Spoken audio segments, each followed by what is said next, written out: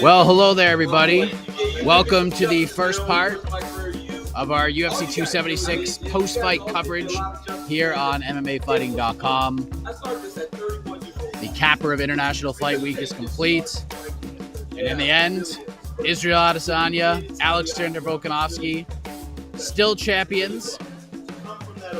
And this is a pretty memorable night. It may have ended in kind of a strange way, but memorable night nonetheless. We had some great fights, great performances. We had a little bit of controversy, a little bit of everything, Casey. I am Mike Heck, backstage here at the T-Mobile Arena. I'm in the media tent as we're getting ready for the press conference stream. We will hear from Israel Adesanya. We'll hear from Alexander Volkanovski. I don't think we'll hear from Max Holloway. Maybe we will, but it would be kind of shocking if Holloway wasn't transported after that performance from Volkanovski.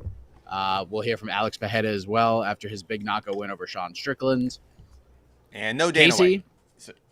No Dana White. Dana's not here. But Casey, your thoughts on the card, your thoughts on the night, and how it ended with Adesanya defending his title, 50-45 on one card, 49-46 on the other two.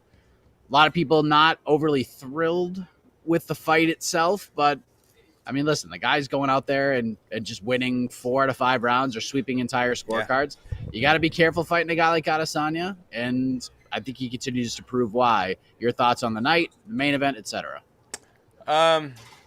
If the card as a whole, which I was super high on, we pretty much gave this card like a 10 out of 10 gymnastics rating. So from the first fight to the 12th fight, it was an 8.5 out of that 10 of achieving that 10. The pay-per-view portion, it just missed. Izzy proved that again he is the superior fighter by far. I scored that 5-0 Izzy. I can see 4-1 Izzy, but I had a 5-0 Izzy. 4-1, 5-0. It doesn't really matter to me. The right guy won. It was clearly Izzy was the better fighter tonight. Izzy just makes people, he makes very violent, typically exciting fighters just kind of freeze. Yoel Romero, kind of Cannonier, guys who will really knock your block off, and they're just not the same fighter when they're in front of Izzy. And, so it was just a dominant performance. It's not a performance, unless you're studying tape, it's not a performance you're going to show your friends again. But maybe if you're you really want to study high level, kickboxing and mixed martial arts, yeah, it's a fight you want to look at. But as far as pure entertainment, I mean, I get it. It wasn't an entertaining main event. But that's pretty much my take on the main event. Izzy's still the best, and it's yeah. Yeah, I mean, there just all can't be brawls. It takes two to tango as well. Mm-hmm. Jared, I mean, Jared just wasn't aggressive tonight. No, he just wasn't. Like everyone who broke this fight down, we're all pretty much on the same page, right? For Cannonier to be effective, he's going to have to make this dirty. He's going to have to be really aggressive. He's going to have to get in Adesanya's face. He cannot stand in mid to deep range and have a kickboxing match with Israel Adesanya. And for some reason, that was the approach that they took. But, I mean, listen, so when you get in those positions, when you're in there with Adesanya, he's walking out to the freaking Undertaker theme song with an urn in his hands. Sometimes that moment can get to certain individuals and certain fighters, and sometimes the moment just could be a lot. So I think Cannonier is going to take a lot from this fight, but Adesanya was cool as a cucumber in there. Boos didn't bother him. Cheers don't bother him. That's why he's the best middleweight in the world. Absolutely. There's not too much to really take away from the fight. It was just once Cannonier tried to mix the martial arts a little bit and wrestle a bit, it made Izzy have to adjust. But you saw it. There was no Cannonier was nowhere near a takedown. Did very little damage when he got Izzy on the cage. And it kind of is what it is. I don't know. And take a line from Max. It was just Izzy's just a better fighter, and Izzy's not a stupid fighter. He's not gonna put himself at risk and do something dumb and just like, I'm just gonna throw haymakers for the fans, which I'm sure we would love, but this is a fight. You guys, you hit and don't get hit, and that's what Izzy did. I'm sure Izzy. I'm not even sure if Izzy has a bruise on him. Maybe some slight bruising, but I don't know. It was just Cannonier. There, there's something in that cage when Izzy's in front of you that these guys just go, you know what? I can't do anything. And I enjoyed what DC said on the commentary because I think he asked Izzy about this, like, why don't guys just take you down? He's like, because I'm strong. I suck the energy out of it when these guys try to take me down, and maybe that's what Cannonier felt. But yeah, and by the time the 5th round came around, you know, Cannonier wanted to do more, but it's just way too late, and Izzy's use of range is just so crazy. Even when he got hit with any of those shots, he was always moving back. Like, nothing really hit him clean. It's just super impressive, not entertaining, but super impressive. And I get fans who are kind of. Oh, sorry, go on.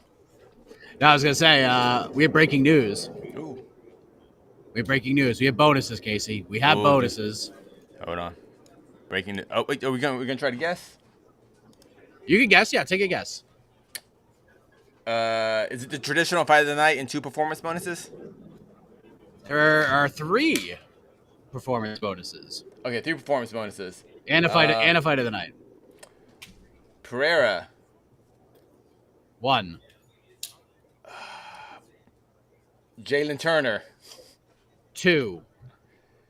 Ooh, and the 3rd one for performance. Ooh, Jim Miller. Incorrect. Didn't get a Jim Miller. I think you're actually good. You want to guess fight of the night, and I'll reveal the 3rd answer. Fight of the night. We lost Jose real quick. Fight of the night. I think he's jumped back in. Okay, fight of the night. What was fight of the night? Maybe Lawler Barberena fight of the night. I don't know. Definitely. Yep. Yeah, Lawler Barberena. That's fight of the night. Okay. Casey, yeah, that was fun. I think you'll be happy to know who the other performance bonus is. Oh. From the first fight of the night. Yes. I didn't think she would get it. She earned it. She got it. Good for her. I mean, listen, when you break bones, you get a bonus. Yeah. It's pretty much like when you see body parts dislocate and separate, you usually get a bonus. So, congratulations to Stoliarenko. First UFC win, and gets herself a bonus on top of that on the biggest card of the year. Jim Miller probably should have gotten a bonus, but then the UFC is probably like, listen, how many bonuses are we going to give this guy? He's got all the records, all the numbers. What else can we give this man? But great performance from Jim Miller. The Lawler-Barberena fight was absolutely insane. That was just an absolutely insane fight. But, of course, we'd be remiss. We heard from Sean O'Malley earlier. What an unfortunate ending to that fight. Sean O'Malley versus Pedro Munoz. We got the eye poke. No decision is the call. Sean O'Malley feels like he won, and Sean O'Malley also believes that Pedro is looking for a way out. And a lot of people seem to agree with him on this one, Casey. So your thoughts on the somewhat controversial ending, although it's not really all that controversial because, by the way, 2 of the judges gave Pedro Munoz the first round. 3 judges gave him the first round.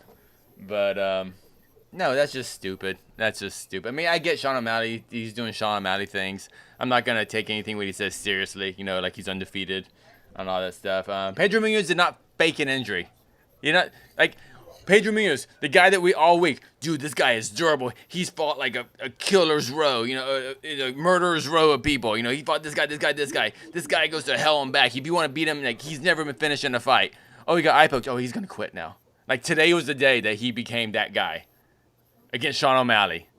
Not any of the other crazy, exciting bantamweights he's fought in his whole career. Tonight was the night he decided, you know what? I'm gonna bow out of this after winning the first round. Oh God, dude, and freaking Joe Rogan. Joe Rogan was basically trying to sell to the audience that I think Pedro's faking it. I don't know if you could hear the commentary, but I was like during that fight. Oh, dude, Rogan. He was like, that barely hit him in the dick. That barely poked him in the eye. It's like, oh my God. But it was a bummer. It was just an extreme bummer. Yeah, it was just a bummer. I hope Mr. Munoz is okay. And yeah. But if you're saying Pedro Munoz is faking an injury to get a no contest, you're idiots. That's all. We did not hear from Pedro back here. I assume he was transported, but I don't know. We did hear from Sean O'Malley. He said what he had to say. You can watch that scrum on the MMA Fighting YouTube channel.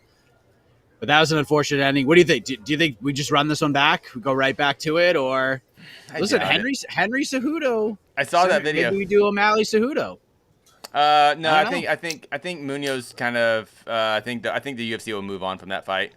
Yeah, I think so too. I think so too. Only because the 7 minutes of that fight weren't the barn burner maybe that we were hoping for anyway. If it was a crazy 7 minutes or whatever, and then the eye poke happened, then maybe we could talk. But we saw the first round. The first round was almost nothing except leg kicks by Pedro, which was a smart game plan to won him the round. But yeah, so I doubt that fight gets run back. There's so many good fights for Sean O'Malley, so I don't see why we tried it. No use doing it again. Listen, Henry Cejudo I'm looking at the comments. All the comments right now. Oh, Casey is the L. Pedro Munoz, he clearly faked an eye poke. A fight that he was winning. Oh, God. Like why? How do you fans love MMA, but apparently the fighters you love are the biggest bunch of wusses? I don't get it. Like all of a sudden today's the day that Pedro Munoz is like, ow, my eye, I quit. Come on, man. Come on. A silly take. I get it. You're fans of Sean O'Malley. I get it. We had. And it sucks.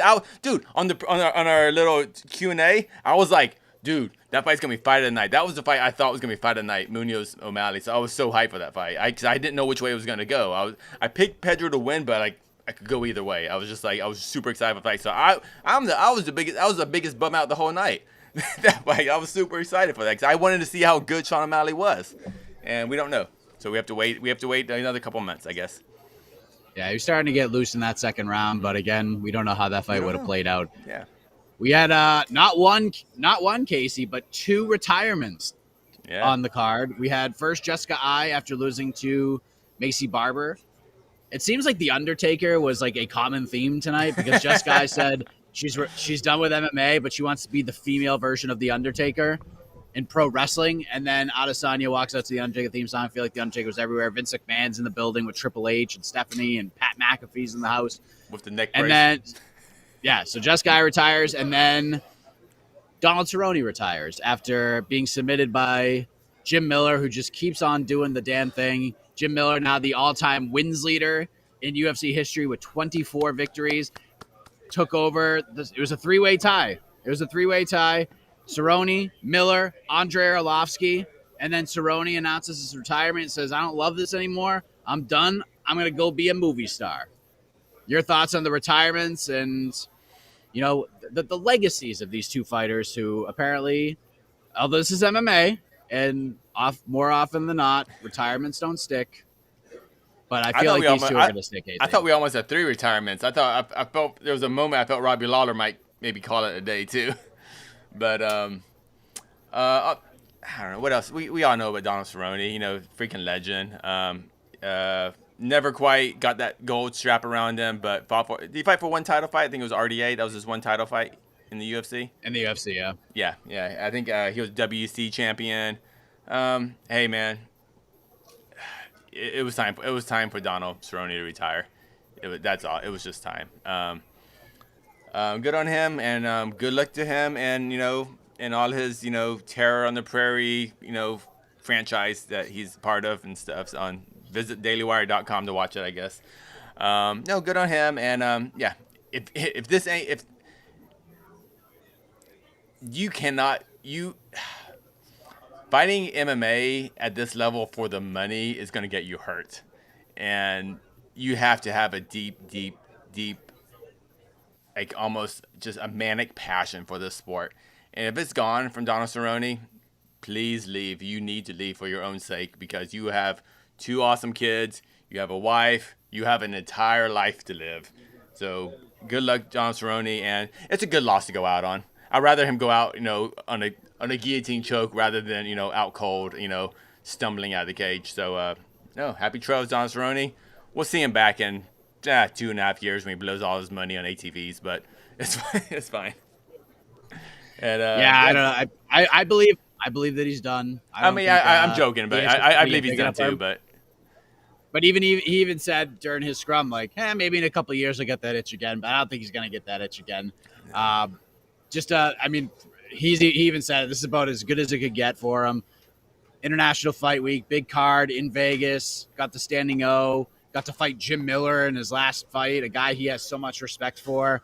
It was just the time, and he just seemed so. He seemed like 1,000 pounds lighter when he walked in here to do that scrum. He was just like, I feel so free. Like all that's this awesome. weight is lifted off That's my good. shoulders. And what was interesting is that he said that he thought about retiring before the Conor McGregor fight. That's when he started really thinking about it. He goes, I think I'm done. And then he got the Conor fight.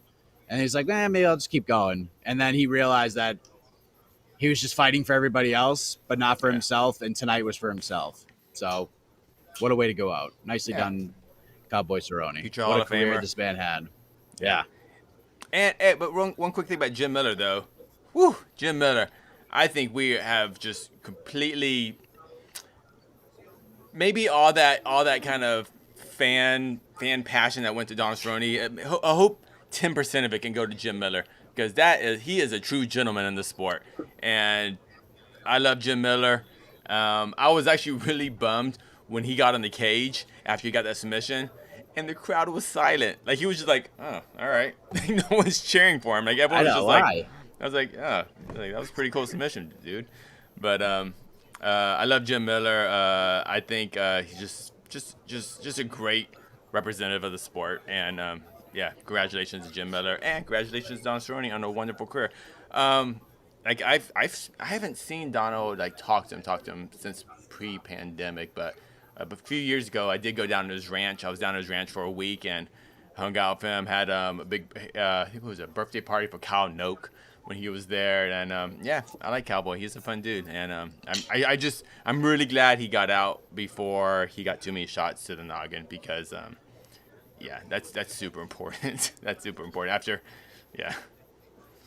48 fights under the Zuffa Endeavor You're so WEC close, UFC so banner. close. You really wanted to. We were going for that 50, but Yeah. yeah, He said he was retiring win or lose. He said no matter what happened, he was done. you think He so? didn't want anybody I know he talking said. about retirement, but he said nobody knew. But he said this is the plan the entire time. So win or lose, and that's what made it so mad. Like the whatever fight it was, whoever he was fighting, like if he had fought Joe Lozon in any of those fights, he said that was going to be his last one, no matter what happened. So and the biggest loser in all this is Joe Lozon because he had two fights lined up with Cerrone, and now he's not going to fight him. So we don't even know. Maybe we get a third retirement out of this because like maybe Joe just is like, man, I can't fight him. What am I supposed to do? But we'll see. That had to suck for Donald. Like this big retirement fight, and then the morning he wakes up, he just has like massive poops from bad tacos or whatever. So it's like, dang it, I can't retire today. And then he goes to Austin, and Joe Lozon gets injured putting his socks on, and the fight's off. And then, like that same day as the fight went happen, Joe Lozon watches a YouTube video and figures out how to fix his knee, and he's good to go. He could have fought. It's just crazy to think about what a wild career. The Donald Cerrone 30 for 30 will be a fun watch someday. And I think even Just Guy, I thought her stuff was great, and she was just like, "Listen, I'm gonna leave on my terms. I'd rather leave on my own than get kicked out by the UFC." And she went out her own way, and we wish her all the success of the world as well. She went out and fought for a title. And people forget the 125-pound division hasn't been around that long, and one of the people, probably the biggest voice and biggest advocate for the UFC women's flyweight division was Jessica Eye. Yeah. She wanted that division badly, and she talked about it as much as she possibly could. So this is a fun division right now. We have this other generation of talent. We have Valentina Shevchenko. It's a fun division. It's the second best women's division in the UFC. It has surpassed 135. Absolutely. And Jessica Eye deserves a lot of credit for this division being born, essentially. So good career, Jessica Eye. Best of luck to you. Happy trails. Jalen Turner, what a performance. That was a statement. 45-second submission to Brad Riddell. Nobody saw that coming. Jim Miller, like we talked about. Ian Machado Gary, excuse Even me, with Machado Gary. the best performance of his career. He looked sensational against Gabe Green. Dricus du Plessis, Brad Tavares did the damn thing. That fight was insane. Andre Muniz, Uriah Hall. Muniz get some, valuable experience inside that octagon against a ranked fighter. Uriah Hall proving that there's a reason why he hasn't been submitted in his UFC career. Macy Barber, great win for her. And then we mentioned Stoliarenko, got herself a bonus. 42-second submission win. Jessica Rose Clark injured in the process. Pretty crazy night of fights. We've seen a lot of crazy violence in the cage over the years, but I gotta say, I wasn't ready for that sort of violence that early in a card in less than a minute. I don't know. I wasn't mentally there yet. We just got done with the fan Q&A. I sat down like, all right, let's watch fights, and like, arms backwards. Yeah, Chris Coyote could have jumped in there a little bit sooner. Yeah. I think that could have been avoided. But again, I mean, it's just bad angle. But Jessica, you saw it. Jessica Rose Clark tapped like 30 times before it actually got done. So yeah, tough sport. Yeah. Do we know what happened to Dana? What was this? Has he even done media done any media this week? No. So the only thing I've heard is when Cowboy did his scrum, he said Dana was dealing with some family stuff.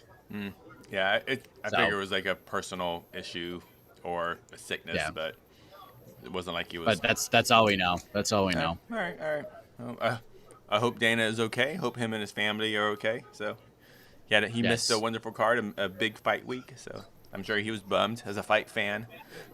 Right. So still waiting on the first fighter to arrive. I assume it'll be Alex Pereira. Maybe it'll be Volkanovski. Who knows? Volkanovski, man. What a performance. Let's talk about that. I mean, this guy, there is a strong case, and I said this heading into the fight, that if Volkanovski goes out there and beats Holloway, and it's not controversial in any way, I beat him. You could already make the case. Oh, there you go. You could already make the case that he's the best fighter on the planet. But to go out and 50-45 on Max, he went out and styled on Max tonight. He pitched a perfect game against Max freaking Holloway. He busted Max up. He looked phenomenal. And there was no point he was in danger at all in this fight. This was the Alexander Volkanovski. We thought the Korean Zombie fight was the Alexander Volkanovski coming out party.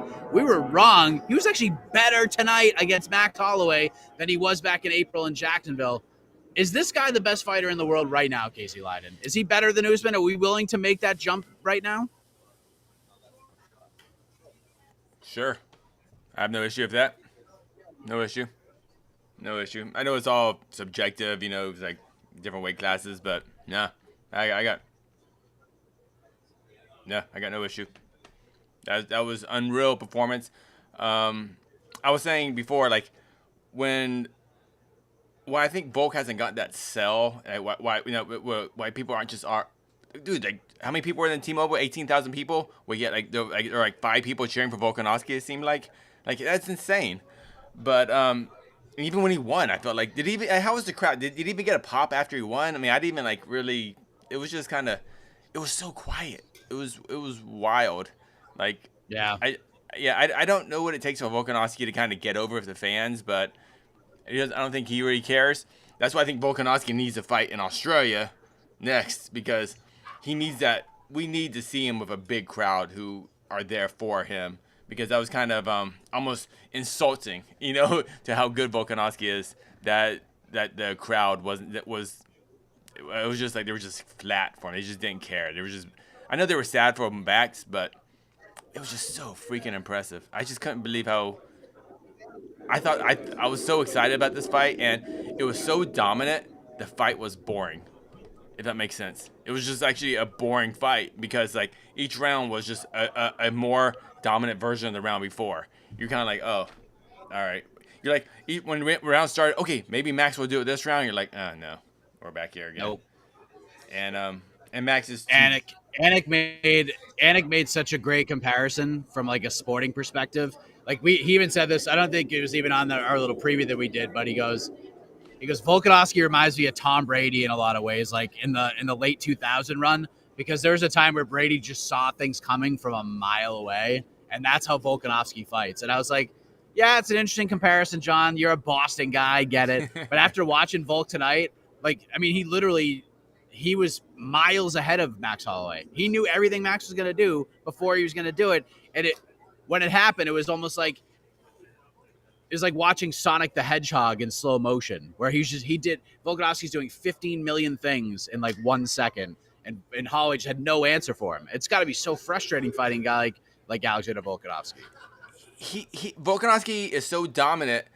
It made Max look just a normal person. You know, he's like, oh, that's just a guy in there. It's just some Hawaiian guy with tattoos. He's not beating up freaking Max Holloway. Like, it was just so, like, I couldn't even recognize who he was fighting, because Max Holloway was just always fighting Volkanovski's fight. It was never Max Holloway's fight, you know? It's just like, he's just so freaking quick. His eyes are so good. Like, he just sees everything. And, man, yeah, he's freaking so good. And what do you think about the whole 55 thing? Do it. I love him taking that challenge. I know everyone's like, he's too small. He's going to get beat up by anyone. You know, blah, blah, blah. You know, whatever. I was like, let's see him try. I like that. I love that. Who is he gonna fight at 45 right now that's interesting at all?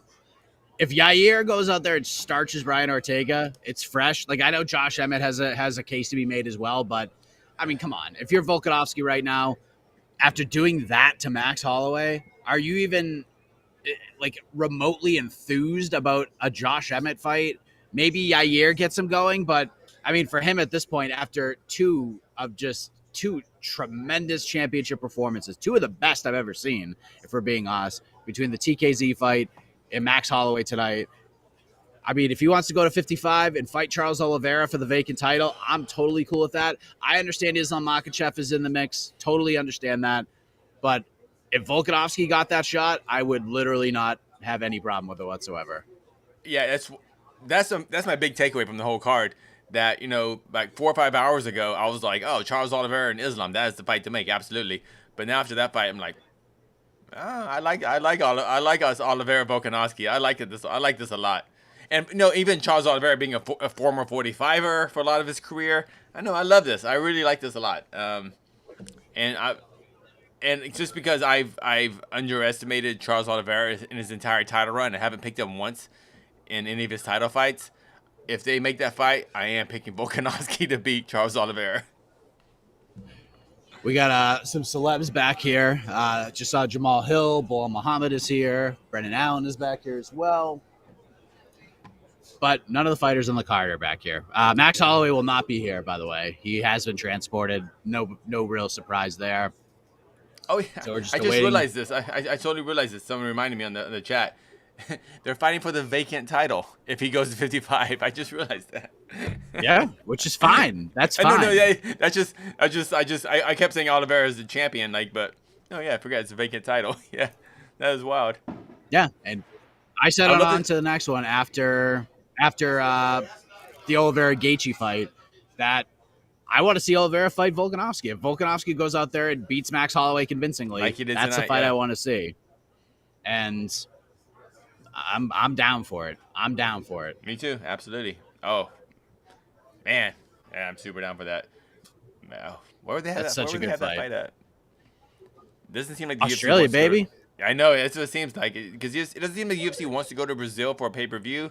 But if they take this fight back to Australia, either Sydney or Melbourne, that'd be awesome. That will be awesome. Well, I think that's kind of the trade-off, right? You either give Volkanovski a shot at 55, or Volkanovski's next fight has to be in New Zealand or Australia. It has to be. Please. Enough is enough. He's getting booed everywhere. We need to get him in front of a crowd that's going to appreciate how great he is. Yes, you know what I mean? exactly. Like, I understand that people are Max fans. I get it. I mean, the Yankees teams of the 90s that I had a lot of respect for, I mean, we booed the crap out of them at Fenway Park, but we realized how good they were. So yeah, you knew maybe it's just a matter of respect, Casey. You know, we're booing them out of respect. Yeah, out of respect. You know, hey, like, you know what? As long as you care, that's all the fighters. That's all the fighters and the promoters care about. If you're booing, and that's what Volkanovski said. Yep, cheer me, boo me, doesn't matter. Enjoy. Enjoy. There's a lot of sounds going on. Yeah, I mean, I live in Inglewood. A lot of Is that guns what and it fireworks. was? Yeah, it just my dogs are freaking out. It's the fireworks. I forgot. 4th of Yeah, July coming fireworks. up. Yeah, they've been 4th going of off. July. On a side note, I do not understand why people they buy these big fancy fireworks, these big boom booms, and they do them during the daytime. They blow them off during the daytime. I don't get that all day. It just sounds like this You got bomb goes fireworks. off. You got fireworks blasting. I think they're fireworks. I'm hoping they're Yeah. fireworks blasting in Inglewood. We got helicopters and airplanes flying over the tent here. We got listen to this. I mean, it's like an action movie. It's like a cowboy movie Yeah. going on right now. It's like a movie Donald Cerrone will be in the next few years, for sure. What are the What are the peeps saying right All now? right, let's go to the peeps. What are the peeps saying? As we await, I don't know what's happening. I don't know why we don't have anybody back here. Volk could get murdered at 170 by. Well, obviously. That's not what it means. I mean, who knows? Maybe he wouldn't. I don't know. But I mean, if Volk's gonna go up to 170 and fight anybody, he's gonna put on some muscles before that happens. Yeah. But No, we're Volk talking at about- 155, we gotta take baby steps. Yeah. All right. Oh, we didn't. Hold on. Sorry, I thought we was talking about the other Alex. Do we have movements? We got teased with some movement. Alex has got to be patient too. How many power hitters have we seen Izzy go up against? Yes, I know he beat him in kickboxing. Alex is a patient fighter, anyways. You know what I mean? He's a patient guy, anyways. So, what did you think about the Strickland Pereira fight? Didn't understand Sean's strategy at all. Like I just didn't get it. Like I know mixing in the martial arts is not something AK enjoys, and I know Sean Strickland said some things that he was probably like, I have to back up the things that I said at the press conference, but him just moving forward and trying to strike with Alex Pereira and just getting in his face like that, just not a good strategy at all. Just not good. I feel bad saying this, but I think it's true. That was the worst game plan I've ever seen in a high-level mixed martial arts fight. That was simply the worst game plan. I was like, what is he doing? Okay, 30 seconds went by, a minute went by, I think 2 minutes went by. I was like, change levels, do something else. This isn't Jack Hermanson in front of you. This is freaking Alex Pereira. Oh my God, it's like, I think after a while, I think even Alex Pereira was like, oh, you're really gonna do this? All right, so I got boom, left hook. Yeah, there's a lot going on there. Yeah,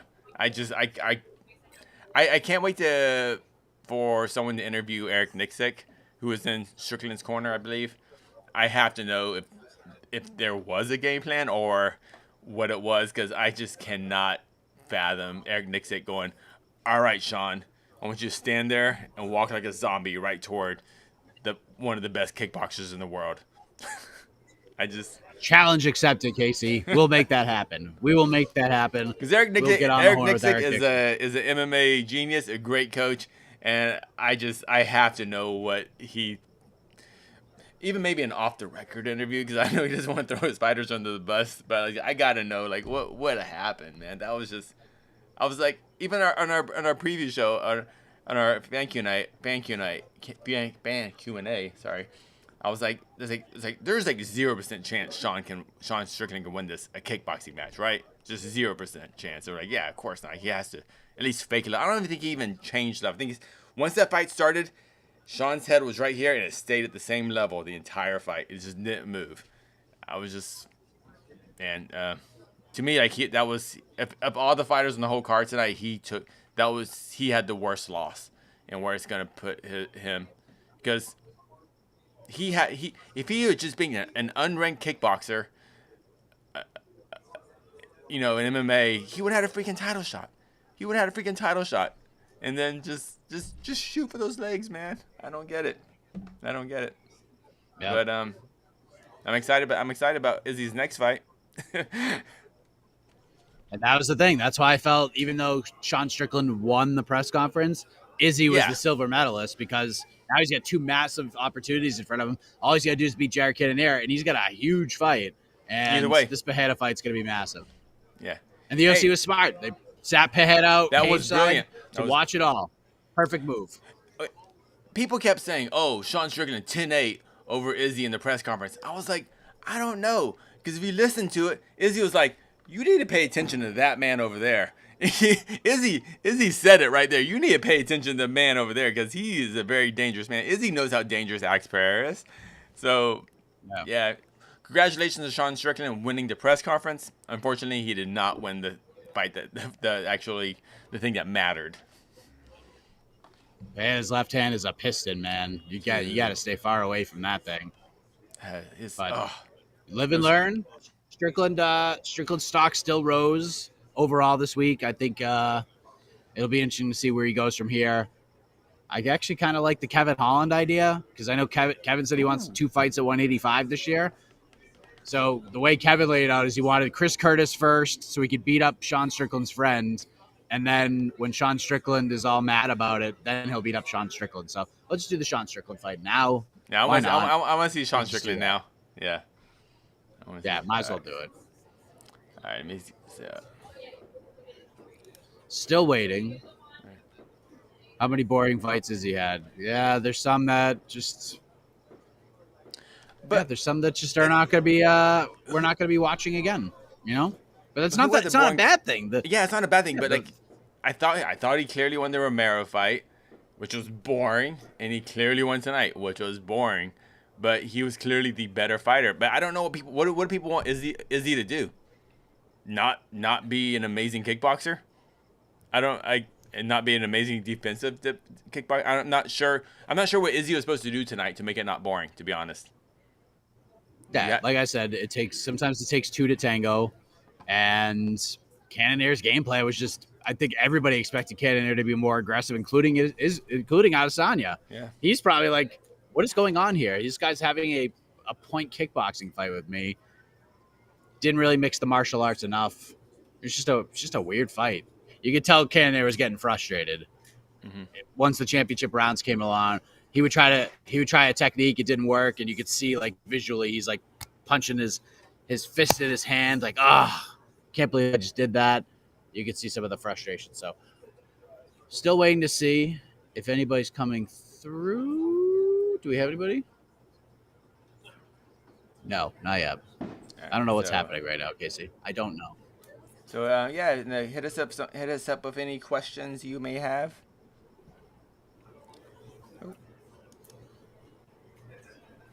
Some heck of a morning, fans. I have talked.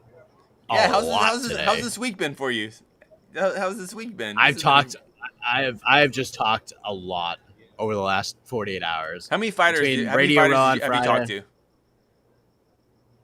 30, probably. Nice. Like on and off the record. Just like it's just been crazy. Radio Row is nuts, and then I showed up today to Radio Row. It was like, all right, I'm just going to stream it for like an hour and see what happens. And we ended up doing an over 3-hour stream because it was just crazy. It was just nuts. So we just kept going and trying to fill time. Like, because the first hour, nothing happened. I'm just sitting there talking and just pulling questions up on the screen because nothing is happening. And then it was just a whirlwind of people coming in. Who did you talk to today? So was Anthony Smith. Then I got Cater and Font for like a half hour. It was just them. It was like the 3 of us just talking about different things. And then it turned into a fan Q&A. They're like, oh, let's just pull up questions. And I just pulled up all the questions and just had them answer it. That's like nice. Whatever they were. It was great. But they were just like, don't feel like leaving. I'll stay. I'm like, all right, you can stay as long as you want. And they just stayed. So that was hilarious. Cub Swanson was there. Brendan Fitzgerald sat down with us. We heard from Jan Blachowicz. We heard from Ioanni Jacek. We heard from Chris Weidman. We heard from a lot of people today. So it was a good time. I enjoyed it very much. I didn't get Cejudo. I'm sorry. I tried. I made that priority 1. I didn't even see him at all back there today, but I assure you, I would have gone for that in a heartbeat. Pearl necklaces greater than crystals. Hey, I met Jessica Crystal Crew. Oh, you did? I still haven't met her. I did. It was fun. I met a bunch of people out here. You met Shelly? Sheila? Is it? Yes, Yeah, I did. yeah, yeah. I was like, I'm stunned that people like actually want to take a picture with me. Like, I'm so honestly, I'm stunned. Wait, I'm what? like, what? Yeah, there's a moment that somebody caught and reminded me of on Instagram this morning. Of there were two people at Radio Row that were like yelling to me, and I'm just looking around. I'm like, they ain't talking to me. They're just out. And then all of a sudden, I look, I'm like, me? And they're like, yeah. I'm like, are you serious? It's so weird. But yeah, it was fun meeting Sheila and all the people that like Yeah, it's we'll just see them fun people. comment on our shows all the time. It's just super cool. Super Yeah, cool. it's great. It's great. It's great to know there's some real people behind these comments. I That's know. it. Yes, yes. We love all of you. We Yeah. love all of you for chiming in. So we talked about this earlier, but might as well. We got time. I think they're probably gonna move on from it, I think so too. which I kind think of so. stinks for Pedro because I don't know. I still like the fight. Like if they did the fight, I'd be okay with it. But I'm telling you, man, we could do O'Malley, Cejudo. Get Cejudo in there with anybody. Anybody. I don't care. That's a big deal. Like I'm down for that fight. You want to do O'Malley versus Cejudo? Cejudo wants to fight somebody else outside of Sterling and Volkanovski. He's a zero chance of getting either of those fights right now, in my opinion. O'Malley's a nice little consolation prize. You know Sean would take that fight. And then even if Cejudo wins, then he could fight for the title. It doesn't really matter. But I like that idea. If they go to that well and Cejudo actually is out here saying he wants to fight Sean, just do it. That's a big fight. That's a big deal. A lot of not happy things being thrown at Izzy right now. Hey, man, I was here during the Anderson Silva era, and there were stretches where fans hated Anderson Silva. He was not highly regarded. So maybe this is just that little era of Izzy's kind of reign right now. And that was the thing, because one of the questions we kept getting this week is, should Volkanovski Holloway be the main event? And from a stylistic, which fight are you looking forward to more perspective? Yes. But if you're looking for someone who's going to sell you on buying a pay-per-view for $75, Adesanya is the guy to do that because he's very good at that. Mm-hmm. That's why he'll say, hey, I'm going to bring something new. Hey, don't miss this card. Hey, King Kong ain't got S on me. Hey, I'm going to do it. I'm going to make it look like Anderson Silva versus Forrest Griffin. It's going to be that dominant. Like, those are things you say to help sell the fight. Now, Yeah. oftentimes, when you say things like that, it doesn't always parlay itself into a knockdown, drag out affair. But listen, the guy is so good. He's just really, really good, and he frustrates people. Mm-hmm. And And that's it. Like Izzy's not going to fight outside of who he is. He's just not going to. Yeah, and if you're that other opponent, you have to. I mean, it sucks, but Cannonier, you have to be willing to go out on your shield to be an exciting fight. You can't. I mean, that last round, Cannonier knew he was down. His corner knew he was down.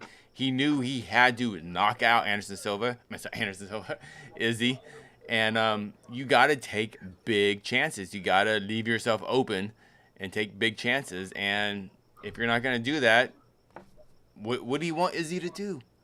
And talk about something new. Did you not see the walkout, man? When was the last time you saw that?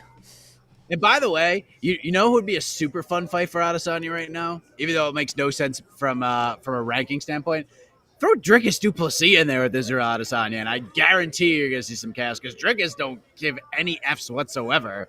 He just goes in there and throws down. He leaves himself open for big counters and big shots, and he don't care. He would get. He don't care. He would get murked bad, but it would be exciting.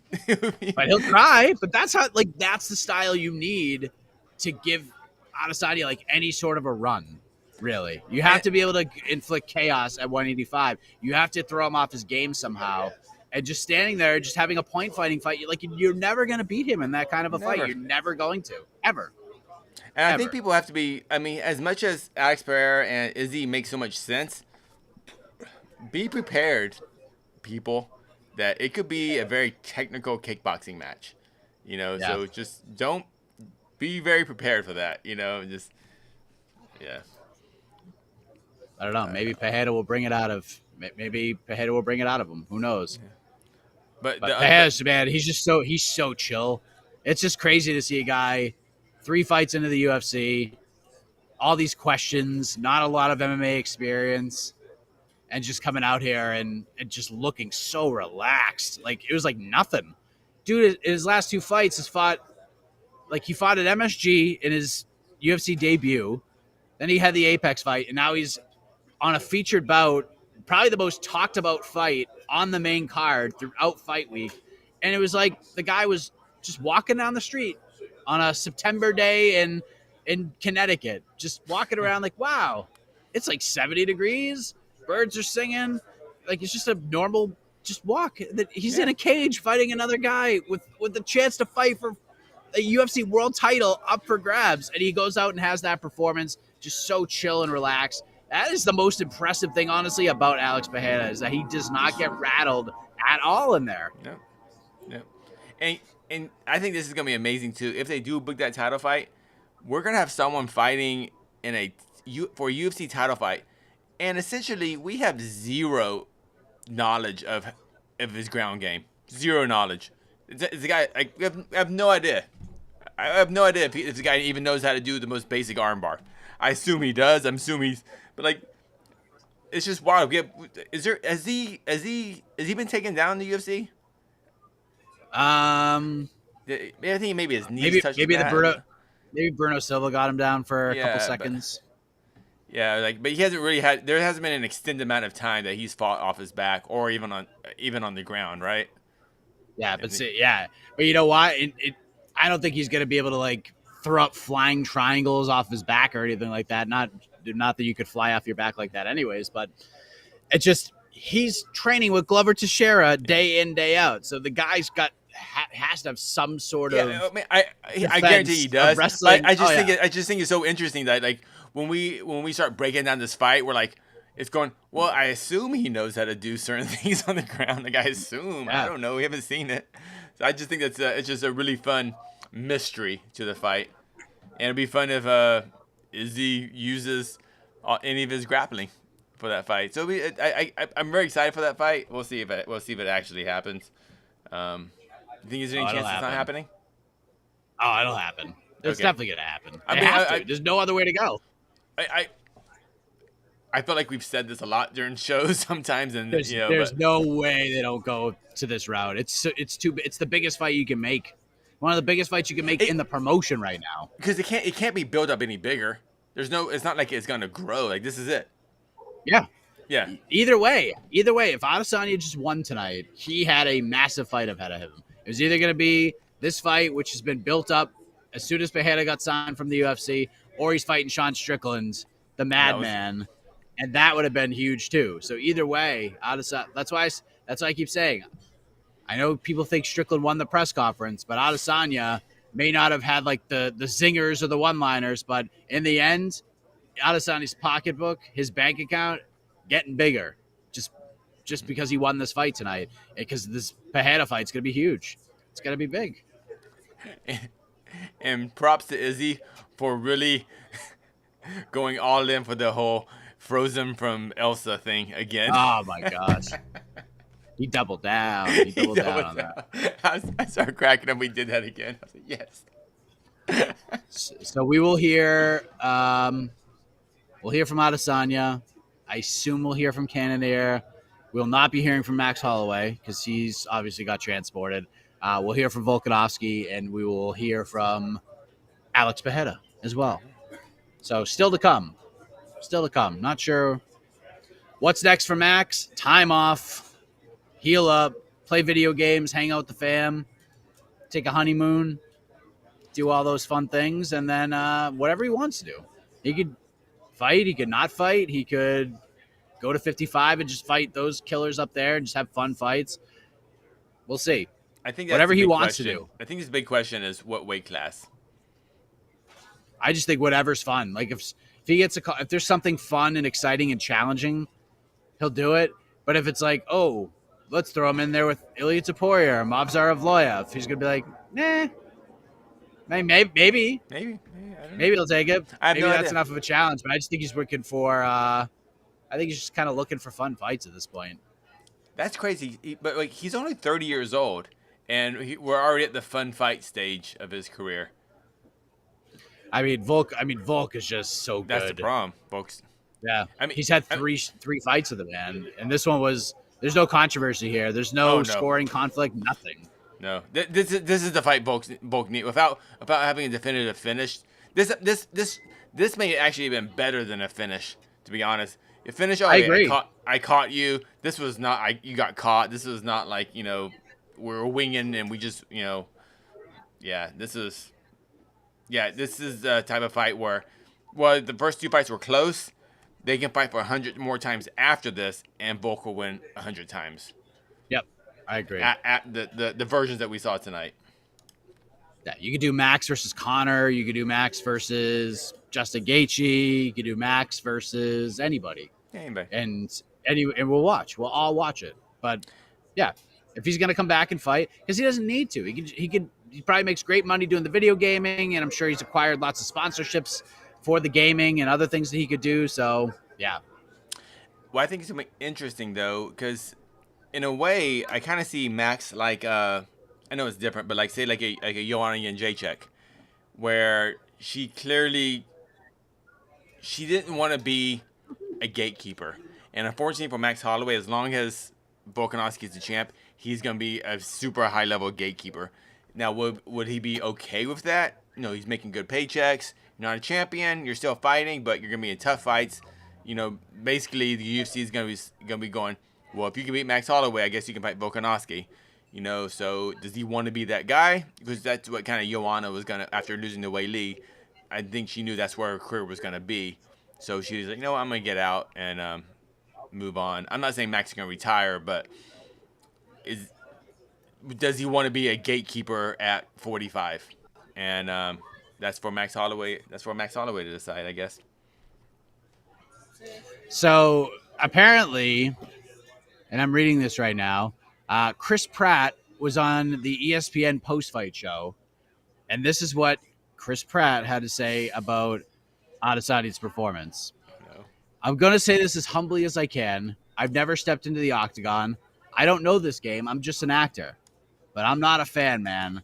I'm not a fan of coming out like all that talk and then just kind of putting on a little bit of a pitter-patter. I'm like, come on, man. You got to cash on that promise of being so badass. So that's what the casuals are saying. That's what the casuals are saying. Apparently Nate Diaz was there as well. So, yeah. Why isn't Cannonier getting the hate? I don't get it. But, all right. I don't know. Hey. Still waiting on the fighters. Somebody's camera? All right. Do we need an auctioneer?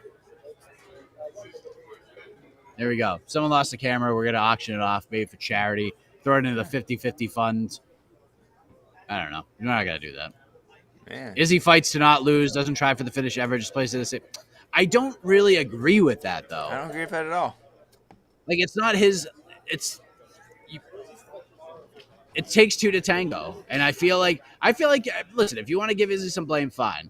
But I'm sure, at this point, I think he needs to realize that there's only one way you're gonna get him off his game, and that's if you just sit there and turn it into a dogfight. Now, if Cannonier went out there and was super aggressive, this is a different fight.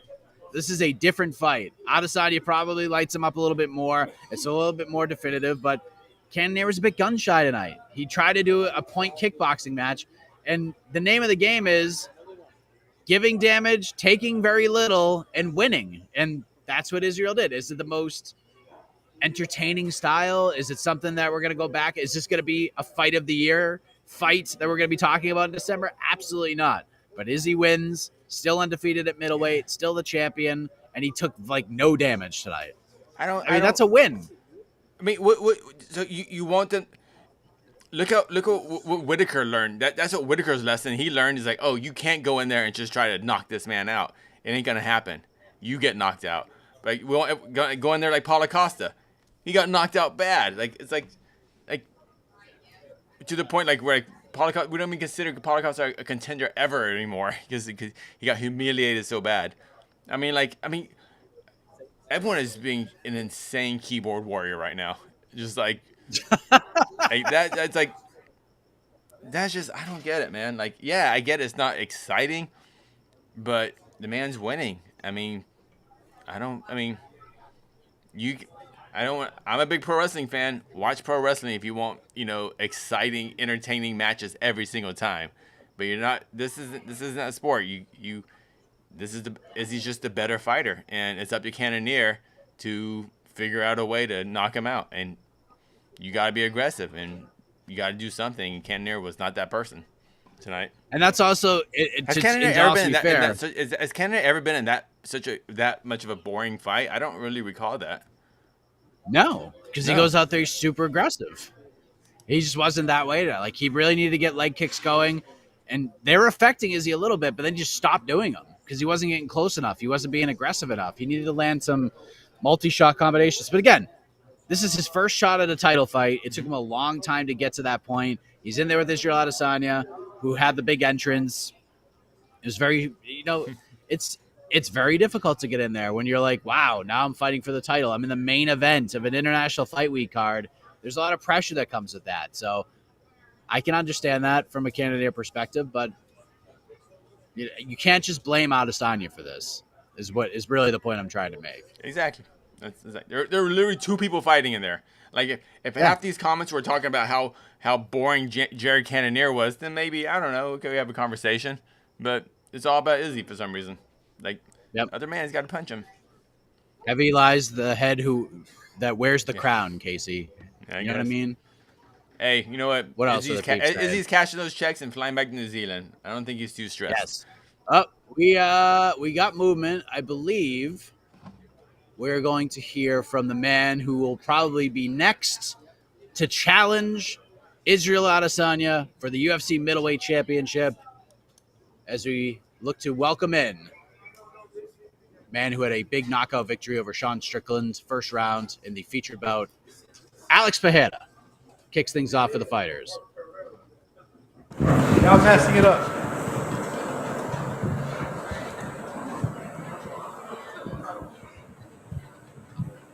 Well, Alex, obviously, congratulations on a very impressive victory tonight. How happy are you with your performance this evening? Parabéns pela performance de hoje. Quão feliz que você está aí dessa vitória?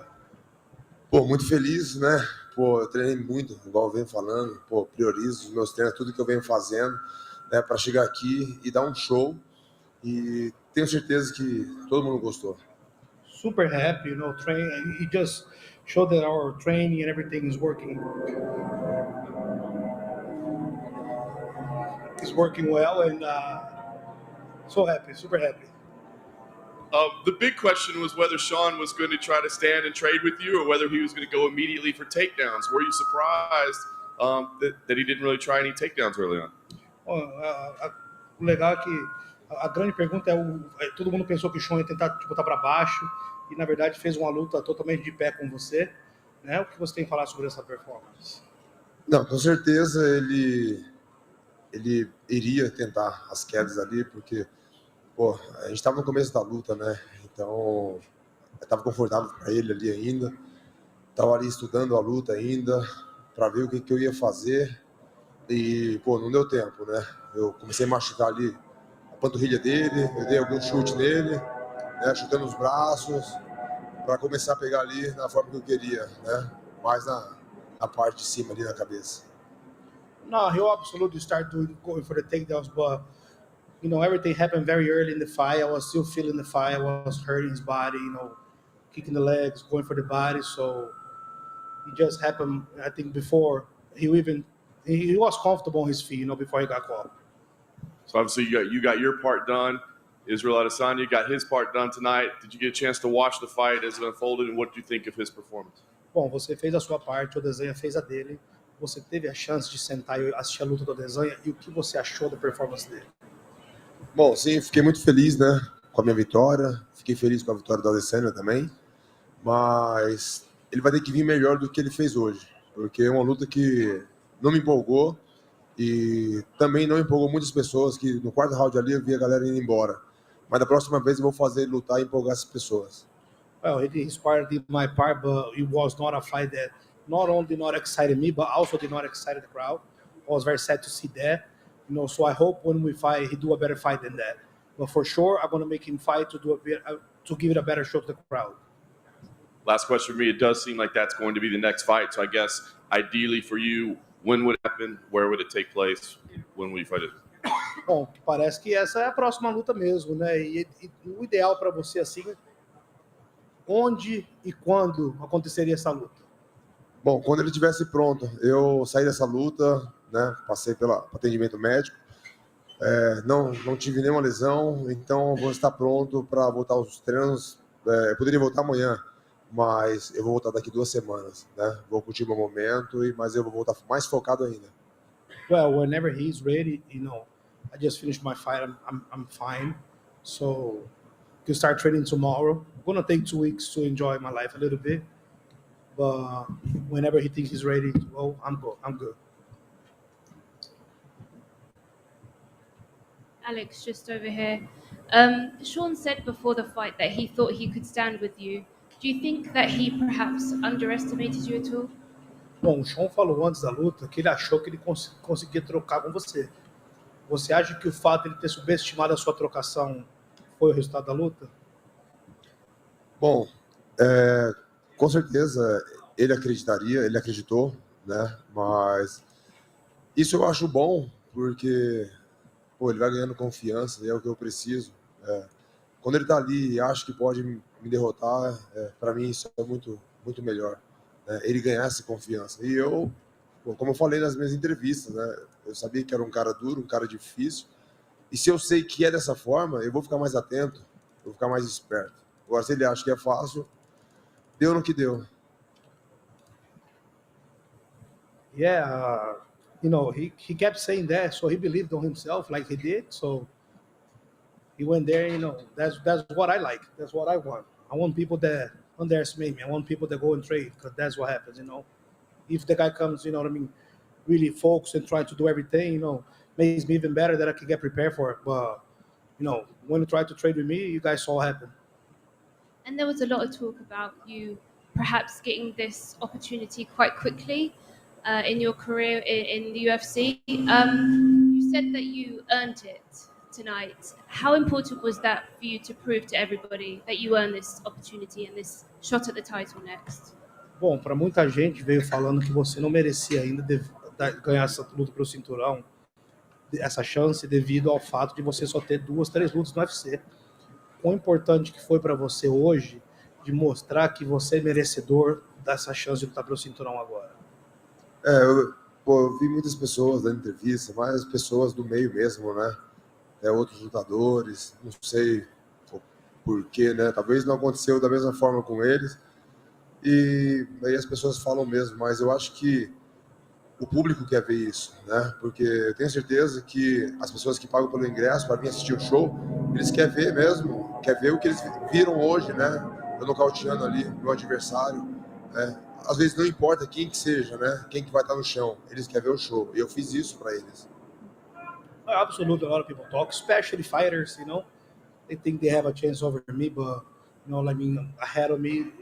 So feel good to prove that, and because by the end of the day, is what the people want, and the people want to see knockouts. People want to see the style that I fight. People want to see whoever is in front of me getting knocked out, and that's what I bring for them. Alex over here. John Jones had a lot of good things to say about you. He says that he's picking you over Adesanya. Should you fight him next? What do you have to say about all of that?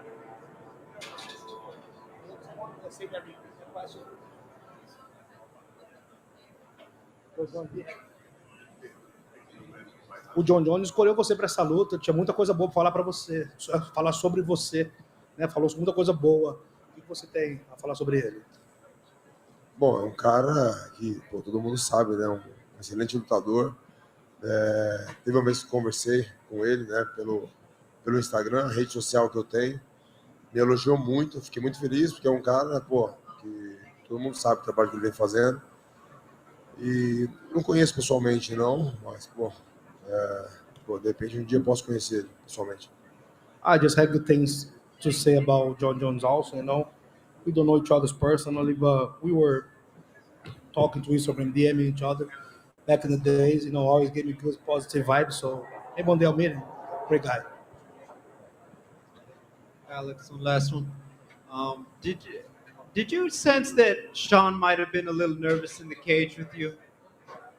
Você sentiu que o Sean tava meio nervoso, assim, nervoso que eu quero dizer assim, meio com medo de você na luta? Bom, na semana da luta aqui, né, depois da entrevista, a gente participou da coletiva. Eu vi que ele se focou totalmente ali, né, falando do Adesanya, né, e sendo que ele iria lutar comigo. Eu não sei qual que era o motivo, mas isso mostrou uma certa insegurança e eu aproveitei o momento. Well, during the week, that's what he showed to me, especially in the press conference when he started attacking Adesanya. He showed that his focus were not there. So I used that on my favor, and I think, yeah, was a little concerned. Thank you. Congratulations.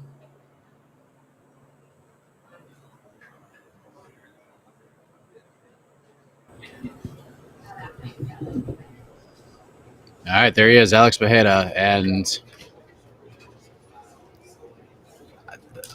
as this is going on, I'm watching all the comments, and I'm seeing people say Alex should fight Robert Whitaker or Marvin Vettori or Paulo Costa, and to you, I say, what is wrong with you? What else does this guy need to do? Sean Strickland was on a great run. If Sean didn't take this fight, which was pretty ballsy for him to take, if we're being honest, with the position he was in, Strickland could have probably waited and got a title shot anyways. You know what I mean? He was right there. Could have probably gotten a title shot anyways. Think But so? he said, nah, I'll fight this dude. Yeah, because of the build and stuff, there's already like seeds planted and stuff, and Sean was already getting a reaction and everything. As soon as he got introduced to the press conference, I'm like, oh my God, this guy is, love him or hate him, he's over. He evokes emotion. Sean Strickland almost got a title fight beating one borderline top 10 fighter, a split decision of Jack Hermanson. That's out. Yeah, that should have been a split decision though. But I'm just saying, That's like, terrible judging. well, either way, it was like a Jack Hermanson, a borderline top 10 middleweight.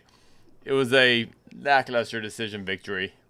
But Sean Strickland almost came this close to talking his way into a title fight. He just had to beat this one unranked middleweight he fought tonight.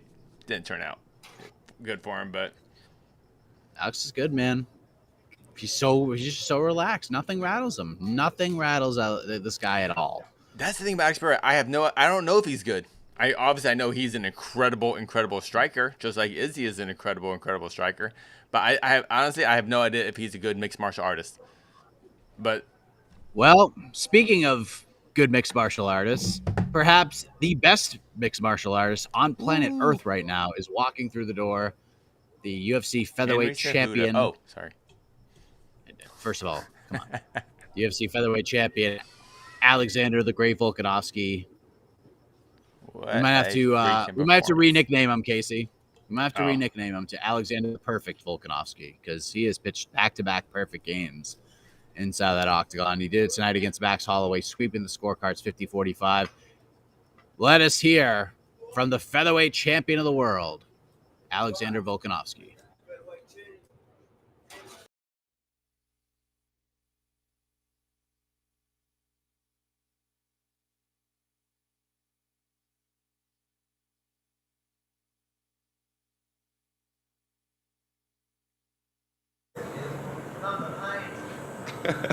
Alex, obviously, congratulations on an incredible victory tonight. I mean, I got to imagine you're pretty thrilled with what you did in there, but just how satisfied are you as you sit there right now? Very satisfied. Obviously, it's a bit of a journey, this rivalry, yeah? Like taking the belt and having the rematch, and then, all that talk and all that, is a big part of not only my career, it just adds to the story, so it's all good, but it was hard. There's a lot of ups and downs in there, you know what I mean? It was a bit that I had to get through, but it was good to finally put an end to it and silence a lot of people that needed silencing too. You had some swagger in there tonight. You were talking a little bit, maybe showboating a little bit. I mean, was that something about maybe the energy Max had, or is that just kind of the confidence that you're getting in your career at this point? Confidence I'm getting, yeah, but I mean, it was more for myself. I wasn't trying to be disrespectful to him. It was more just let him know that, I was just telling him, I'm going, man, I'm seeing everything you're throwing. I think I might have said you're too slow. I didn't, wanted to be too offensive when I'm saying it, but just purely let him know and let myself know and stay on. Because I knew I had to go out there. I wanted to win every exchange. I wanted to just be better and know that I'm better, and don't get bored in there. Don't get too complacent. Don't think you've done enough and chill. Don't start to cower. Don't do any of that. Stand your ground. Hold the line. So, hold the line. You know what I mean? And just do your thing. So it wasn't disrespect. I got nothing but respect for Max. I wouldn't be the fighter I am today without him. He's made me raise the bar. I don't need anyone to help me raise the bar. I can do it myself, but he makes it easy. He makes it easy to make me be disciplined. I know you'd already gone 5 rounds with him twice before, but you had him hurt early on, cut up. Were you surprised that this thing went all 5 rounds tonight, or did you expect that from him? How can you be surprised with Max? You know what I mean? Obviously, a finish is always good, but I mean, for people to expect a finish with a fight like this, we're both durable, we're both tough, we're both smart. You know what I mean? It's, again, a legendary chin that I wanted to crack, and it stays legendary again. So credit to him. We see the wrap on the hand there, I guess. Can you tell us what happened and what the initial diagnosis is? It's not good. Yes, I'm pretty sure it's broken. I know when I break stuff, and it's broken I broke it in round 2. Last thing for me, I mean, I know you're saying, hey, I want this champ opportunity. I guess the hand will kind of factor into that. Close down. But gives me time to see what's up, what's going on. You know what I mean? I was going to ask if there was any scenario where, because obviously that's a vacant belt right now, where you should be in the first title fight, or do you think that hands? I mean, do you see a scenario where you should be competing for the title first, or do you think you're going to have to go against somebody? Yeah, of course I do. No, I don't need to fight anyone. Come on, man. I'm a dominant champ, taking out guys like Max Holloway 3 times. Who's really looked like that against someone like Max Holloway? People are he's on the pound for pound list. You know what I mean? You don't get to see this very often. You don't get to see someone dominate someone who's so high on the pound for pound list. Considered one of the greatest featherweights of all time. To think that I don't deserve to just move straight up, I think would be pretty silly. Well, and to be clear, I just mean a lot of people think I'm offended. No, I'm joking. You definitely deserve it. What I mean was a lot of people say, look, it looks like Charles Oliveira and Islam Makhachev are lined up for that title first. Do you think that should happen first, or do you think, no, man, I should be the first? Maybe we don't even have to ask the question. You know what I mean? So, again, I wanted to be active, but, my division wasn't going to keep me active enough. I would have had to wait. So this may be coming at a good time. But, luckily, we're getting paid good. We signed a new deal, and I'm very happy with it. To be a highest paid featherweight outside Conor, is pretty impressive. So I'm proud of that, and it's only up from me. Alex, to your left. In your Max's last 16 fights against featherweights not named Volkanovski, he's 16-0 with 10 finishes. I mean, he has absolutely run roughshod over the featherweight division. Does that make it more impressive for you to have beaten him 3 times like you have, given what he's done to the rest of the division? Oh, man, to have 3 title fights, 3 title fight wins over someone like Max rather than just other guys, of course.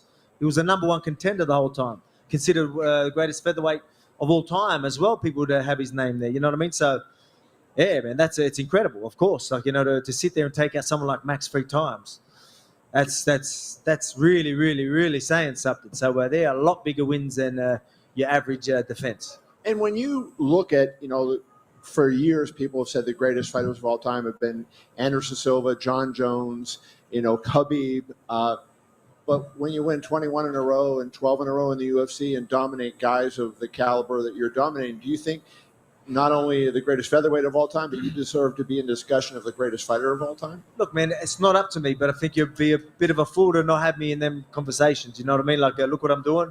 Look at the resume. But again, that's not up to me. You know what I mean? But we're doing good. We're pretty impressive, and I don't know. What do you guys think? You know what I mean? I know people have been pretty biased and being, again, I've talked about being hard up by a lot of my speech was to stand up. Maybe some of yous as well. Stand up, some of you, some of the haters. A lot of people needed to see me go out there and do that. I wanted to silence people. I don't hold it. I don't hold any animosity. I'm not angry at yous, but some of yous needed to know. I'm not pointing at you. I'm just saying some people needed to know. So again, You can be biased as you want, but I mean, what I'm doing is pretty incredible. And for everyone watching, still, again, that's what I mean by stand your ground. People are going to try and bring you down whatever way they can. I was getting people trying to bring me down from all angles. I stood up and said, "Hey, cop that," and now look at me. Alex. I wanted to ask you one or two other questions. And so one of them is you didn't come into the sport as a blue chip, like, you weren't this guy that people were talking about the day you turned pro. There's a kid named Bo Nickel that was a great wrestler that's, starting in MMA now, and he has an All-American wrestling background. When did you finally start to believe that you could be at that level? Like, at what point in your career did you start to say, hey, you know what, I'm good at this, and I could, reach these great, extraordinary heights? Back in the streets of the Gong, pretty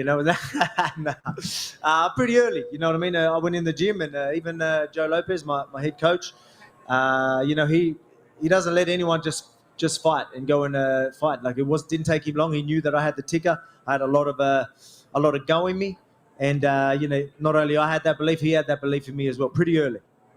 Alex, right over here. Did you see the cut on Max, and were you surprised that it didn't get stopped? I did. Hey, like I said, there's been some people that have said some things, and there's been. I'm not going to hate on anyone. We've had our chats. I'm okay. I'm over it. But some people needed to see that, and I hope you respect me now, and have me as a real champ now, because I know you've been sort of maybe not too disrespectful, but disrespectful enough. So hopefully I've changed your tone, and I'm happy to answer your question now. Yeah, well, that was never my intention. I tweeted out tonight that I think you're neck and neck with Kamaru Usman for number 1 pound for pound. I appreciate it. Thank you. Want to know about your interaction with Henry Cejudo backstage? We saw him come up to you, and you guys had some words. Mm-hmm. What happened there? Oh man, he just said like he wants to challenge me. He thinks he's got what it takes. Man, I need challenges, right? But I mean, they need to be big fights, and if people scream for it, we'll see. You can never say never. Like, obviously he's done some great things. Whether he's got work to do, and I think it could make a big fight, but I don't even know what's going on. But look, I respect the guy. He can fight. Olympic wrestler. Two-time, 2-division champion. It's impressive. So we'll see what happens. But I mean, obviously, right now, yeah, we're going to wait and see. And the talk is about moving up. Aljamain Sterling, the champion in the division below, tweeted out that he feels he could take you down and submit you pretty easily. Who said that, sorry? Aljamain Sterling. Oh, Aljamain said that? Yeah. That's all right. That's okay. Let him talk. It's all right. He's got a division, his own division to hold on. You know what I mean? Credit to him to fight someone like Peter Yan and get the win, but settle down. And as you said, last thing for me, you seem to know your body pretty well. Have you had that type of injury with your hand before, and how long do you think? Well, my first fight with Max, I broke pretty much the exact same one on the right hand. I broke that twice, the same spot. And I'll be very surprised if it's not the same injury. Alex, just to the back here. Yep. You spoke about obviously moving up to 155. Charles Oliveira today sent out a message to Conor McGregor trying to get that fight done. If that does happen, where does that leave you and your hopes for capturing the title at lightweight? Can Conor even fight yet? Like, I just, you know what I mean? Like, everyone's calling Conor's name, and they will always call Conor. But, I won't take that serious till there's pen on paper and there's some real serious talks. But, again, let me see what's happening with this. It gives me time to see what's floating about and see what's happening. Maybe see what's happening in my division. Again, I want to be active, but if it's not opponents, maybe it's injuries that might slow me down a little bit. But other than that, I need to stay active, and I want that double champ status. And like I said, I can stay active enough, and I've proved that. No, 3 fights in 9 months? I just fought 3 months ago. Not many champions are doing that. I don't think I can get a number 1 contender that quick and keep me that busy. So give me another division to do it. Alex back here. Yep. You say it's not up to you to decide who the best fighter in the world is, where you rank and stuff. But let's just say it was up to you. Are you the best fighter in the world right now, pound for pound? If it was up to you, outside looking in, are you the man right now? It's not up to me. Honestly, there's great fighters. You got Usman, you got Israel. Like, you forget about Stylebender. You know what I mean? He's a man as well. You know what I mean? Easy. So that's not up to me. I respect martial artists, and it'll be good to get that. But I mean, it's not up to me. It's up to everyone else. And again, there's fighters that I still look up to that are still fighting now. But obviously, I've got a good resume, and I can see why people might have me in them conversations. But I'll leave it at that. Alex, right if you move up to lightweight, is there like, let's say Charles goes and fights Conor, right? But he's not technically the champion, so you could end up fighting Islam for the vacant belt. Do you have a preference out of those two who you'd like to fight, or do you think it needs to be Charles as to justify the challenge? Charles is a bigger fight because let's be honest, he's really the champion. He's the uncrowned champ. You know what I mean? Like, he's the champ. Everyone looks at him as a champ. So that's the bigger fight. But if Islam was to fight him, and while I'm healing or something, they have that fight and Islam takes it, then it's Islam. Whoever's got hold of that belt, or whoever's considered the champ, that's what I want. I want a nice shiny belt on both shoulders. So I want to even it out. You know what I mean? I already got a sore back sometimes. You know what I mean? From carrying this one belt, so I need two. Level me out. Is your intention to keep both belts and defend both titles at the same time? Sorry? I think your hand's hurt, I think. Do you intend on holding both belts at the same time and defending both titles, like running both divisions simultaneously? Yeah, 100%. Like do I think I can defend both belts? Yeah, 100%. That's what I mean. I want to be active, and I'm a fighter that's proved that I can do it. A lot of people are fighting, once a year or twice a year. Like, it's hard to consider them to be able to do that. But I just fought 3 months ago, and it wasn't like I'm just fighting anybody. I just fought Max Holloway 3 months after. I had to prepare straight away for Max Holloway. You know what I mean? Like, I'm obviously serious about staying active. So, there's some credibility behind it. Would you add much weight to go up to 155, or would you have to stay the same? I'd stay where I'm at. I'm strong. I'm a strong dude. Strong, powerful. Keep that sharpness. Keep that speed. Man, like I said, I train with a lot of heavier guys. People, I don't know how they, think that I wouldn't be able to handle it. Like I said, a lot of my training partners are very high level lightweights, if not even heavier sometimes. Alex, and obviously my weights as well, but I've got a lot of big boys that I train with. Alex, over here. Yes. A lot was being made going into the fight about Max sort of, trash talking a bit, which is kind of out of character. Looking back on the fight now with how it played out, do you think that maybe worked against him at all? Not to take anything away from your performance, but kind of looking back at maybe his mentality going into the fight. No, it worked against him because it gave me the fire. It gave me the fire. I needed that. I was going to go into that press conference. I thought it was going to be chill. I didn't expect much. It ended up being chaos from all angles, but which was fun. But I wanted to go there. I was going to soak up the energy, even if it was the booze, whatever. I was going to use that to get that fire in the belly. He started trash talking. I was like, thank you. I needed that. I said it to him. That's why I was chilling. I was smiling, letting him know that it ain't affecting me. You ain't getting in my head. That's why I was like, I don't know if it was a part of his mind games to try and make me make it a brawl or something like that and fight silly or something. I don't know. But I was just like, mate, you just put fire in my belly. That's all you did. I said, thank you. And then at the weigh-in, I was like, now that I showed him that it didn't work, I wanted to add on to that. Then I sort of, before the weigh-in, I was like, just chilling again. I'm like, man, I'm about to do a face-off. I'm about to get a crowd. I've got to do a speech. I completely forgot about it.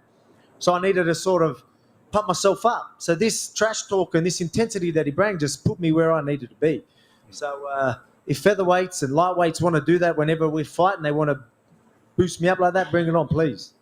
And kind of on that note as well, you talked about after the fight several times saying you got to stand up for yourself, and you really sort of pushed that message. Was it that talk? Because, you do hear it, people saying Max was the uncrowned champ after that rematch and saying that he won. Was that the main thing? I think Mark Bourne might have said that too, eh?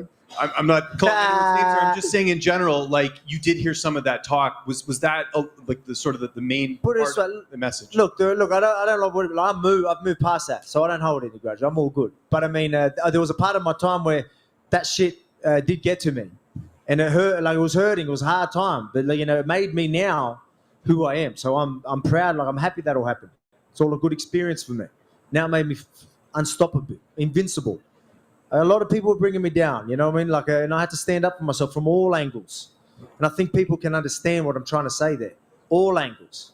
Yeah. All angles. Even you've got no idea. People don't now I can say it because I went and done that to Max. That second fight with Max, when I tell you I didn't turn up, there's a few things that happened. We obviously know about USADA coming and waking me up 4 hours before I had to get up, which is ridiculous. Don't know how that happened and how that could happen.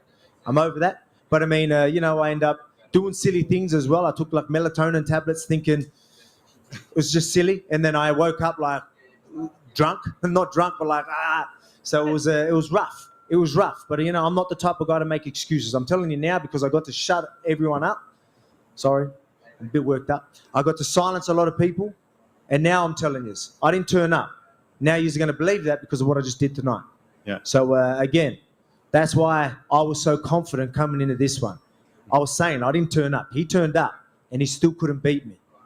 Now you know why I'm so confident. A lot of people watching at home felt like this was your best performance. Was this the most satisfying win from your perspective? Yeah, man, a finish would have been great, but I mean, like, you know, I didn't bother saying I'm going to knock him out because how many fights has he had? Like 30 people have tried and 30 people haven't even dropped him. So, did I get a drop? I don't know if I dropped him. No, I don't think I dropped him. Fuck. That Alex, legendary chin holds on once again. Alex, right back here. You've been one of those champions, you know, through all of it. Just Alex from Australia, competitively out there with your skills. What keeps pushing you to keep getting better when you've already achieved everything you have? In terms of in the gym and just getting better as a martial artist. Well, that's it. I want to be better. You got to be disciplined. You know, people say they want to be better, but they don't do the work. You know, I'm lucky enough to have a team that's going to help me be better. We're going to study. We're going to try and improve. There's so many ways to improve. It's mixed martial arts. Look how many martial arts there are. Then you've got your brain, your mental side. Then you've got your strength and conditioning, your nutrition. You can evolve everywhere. And that's what I try to say to people fight week. People are saying how he leveled up. Okay, yeah, we both leveled up skill-wise, but I leveled up here. And you've seen what I meant by that tonight. Another question I have, when you look back on a fight like tonight, or for example, your fight with the Zombie recently, when you watch it back and we see it, it's like, man, this guy was just dialed in. When you watch it, what kind of things do you see from yourself? Well, I got to watch it. Yeah, like it's funny, like because again, I'm my hardest critic. You know what I mean? So I go in there and it doesn't look as pretty to me because I'm a hardest critic. So while it's happening, even though I was in there and I knew I was jabbing him up and things were going well, you know, sometimes you need to check yourself. You know what I mean? And that's why I was talking, and that's why you see me saying stuff. It was just purely to stay in my own head and just let me know. Because even the Zombie, I was zoned in, people you would never have known, but I wasn't getting bored in there, but I was I almost didn't want to be in there. I was tired. I was like 1:30 in the morning. I was like, man, hurry up. I just want to get this over and done with. It was a weird feeling for me. So I remembered that this week. I'm like, I need that fire in the belly. That's what I mean with the press conference and that trash talk that he started. Thank you. I needed that. While I was talking to him in there, I needed it. Stay sharp, stay on. And I really felt that tonight. Thank you. Alexander, right here. You specifically spoke out to your countrymen afterwards. You kind of addressed it a little bit about stand up for yourself. What was behind that message? Did it have anything to do with the draconian restrictions during the past 2 years, or am I reading too much into that? You're probably reading a bit too much. It was a lot of things. Like, obviously, again, I was hard done by with the criticism, bias.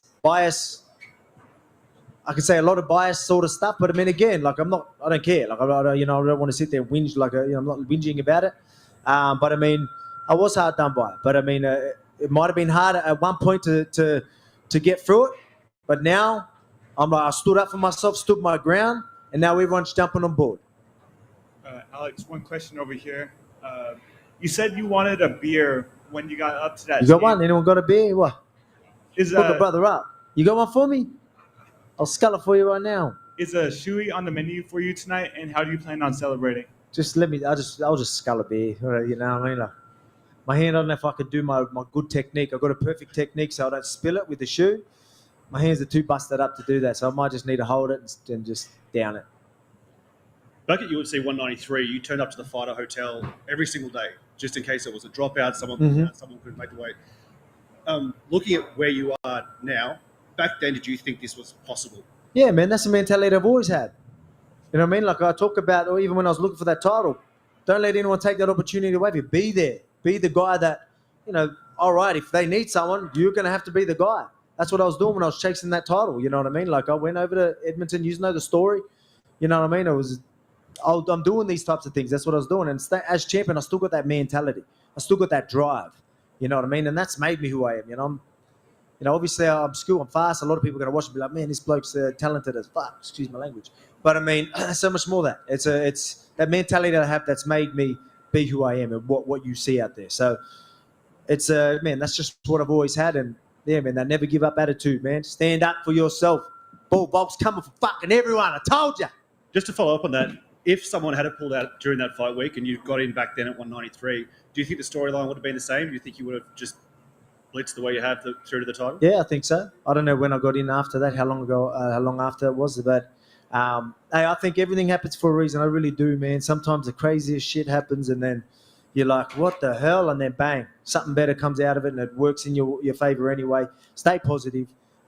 Stand your ground, and you'll be right. And that's this is just still the beginning of a crazy story. Like I said, got a new contract I'm very proud of, I think you're going to be seeing something special from here on out. Hey, Alex, just to clarify, how many hours before the fight against Max the last time did you saw to wake you up? Before I had to get up? Yeah, like how long was it before you had to wake up? Didn't want to get into it, but I mean, it was 4 hours before I had to get up. So it was halfway through my sleep. I literally got there, they woke us all up and said that they were going to test him. And obviously my coaches and management were like, what do you mean? Like, what the hell? Went there, and then obviously I woke up during the night to piss. I couldn't fill it up. Had to water load. Like, again, the story goes on. I was sculling water so I could hurry up and piss so I can go to bed. Couldn't get to sleep, so I took melatonin tablets. Woke up, still in a sleep cycle, and then just and now that you watch that fight, it probably makes a bit of sense. So put it this way: when I say I didn't turn up, now I can say it. It's not an excuse, because look what I did tonight. I waited till now to tell you the full story. But I mean, that's why I'm so confident. Look what I did. I forced everything. If you watch I had no reactions. My reaction times was way off. I had no reaction, no pace. Everything was forced. I had to force everything. I had to use my head to just force things to happen. But that's the type of guy I am. Even when things were all against me, I still stood my ground. I still forced shit and made it happen. And that's the type of champion I am. So I'm sort of glad that happened, because it made me even stronger. What percent of your full capacity do you think you were in the cage? 50%, 60%? What do you think it was? Oh man, anyway, I didn't want to get into this, but I mean, obviously I didn't feel good. That's why I wanted to rematch straight away. I was happy, obviously I was talking about it, and then at a time I was calling for the fight almost. It was like I was calling for the fight, because I wanted to show myself, because I know that I didn't turn up. But then I was like, I don't need to worry about that. And I finally got over it and all that type of stuff, and never let all that stuff get to me. And then, this fight come up, and it was a big fight. Everyone wanted to see it again and all that type of stuff. I was like, all right, cool, let's do it. So it was all good. So I knew what was going to happen. And now you just got to see it. Alex, just over here. Last one, yep. You've been on the road for 8 fights. You've been in title fights on the road for 5 fights. You've never had the chance to actually fight with your belt in your home country. Has the time come for you to take that belt home and defend it in front of your home fans? I'm sick of getting booed, man. I'm a nice fucking guy, and I'm getting booed every time I'm fighting in other people's countries, you know what I mean? So everyone's getting home crowd advantages while I'm the champ. This trilogy, I didn't get to fight on my turf at all. It was neutral ground and 2 on his turf. You know what I mean? You know what I mean? Let me fucking defend my belt back home, and we're going to do that. Let's do it. We'll make it happen. My belt or a lightweight belt. Let's do it. More votes coming for everyone.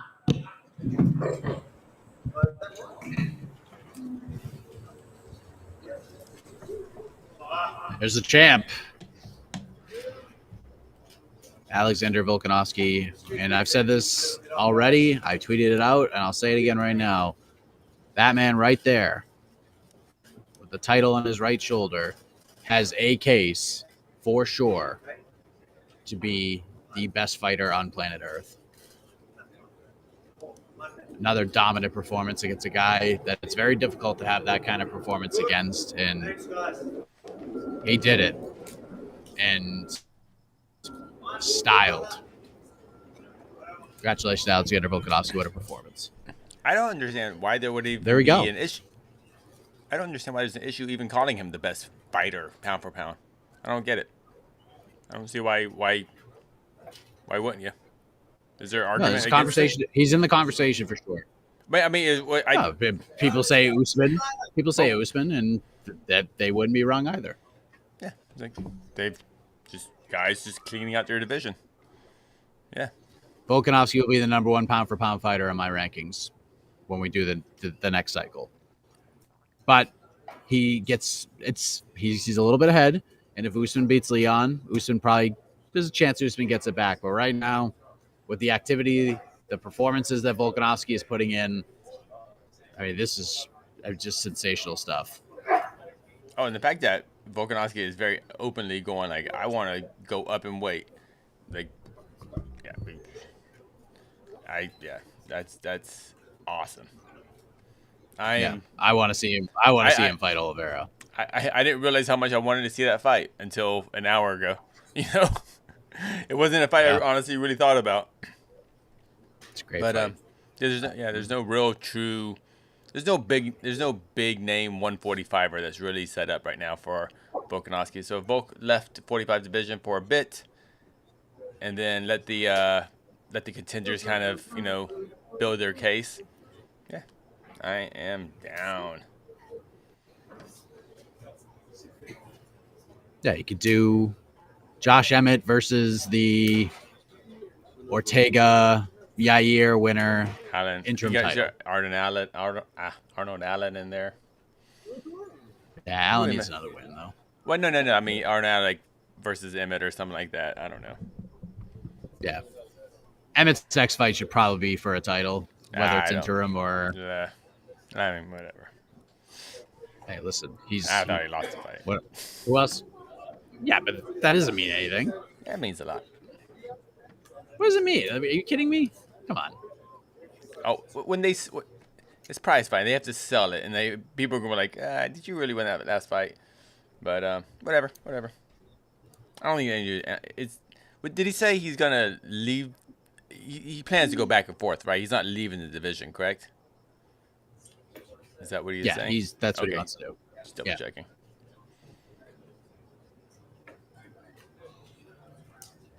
All right. What else are the peeps saying? All right, to the peeps. What we got, peeps?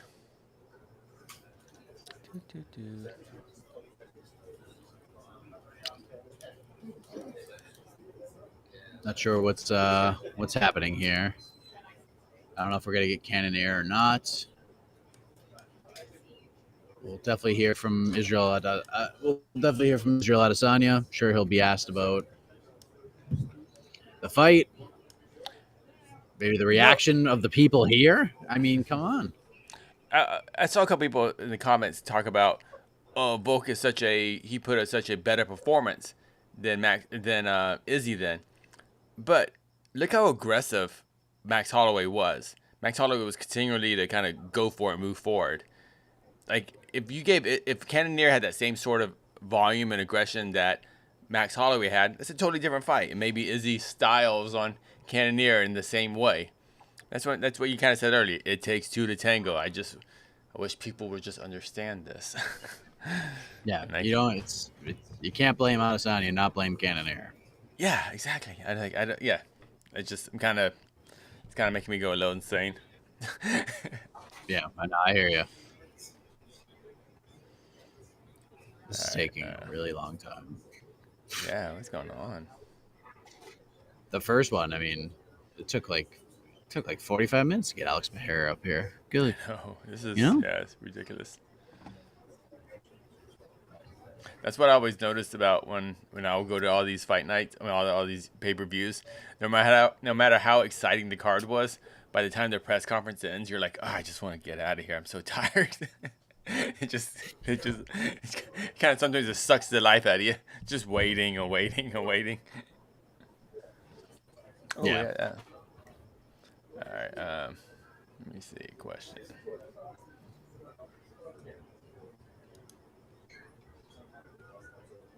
This is the Mayweather MMA. Oh, how about you? How about you go fight? Go fight Izzy. Go fight. Yeah, absolutely. Bank account should. Daniel Alves versus Israel Adesanya. Let's book it. It is wild. Yeah, this really feels very Anderson. Like, look at these comments, very Anderson Silva-esque when people were hating on Anderson Silva. It is wild. I'm gonna screenshot all of these, so when Izzy moves on from MMA, send them to me. I'll read him all the comments up at the the dais here.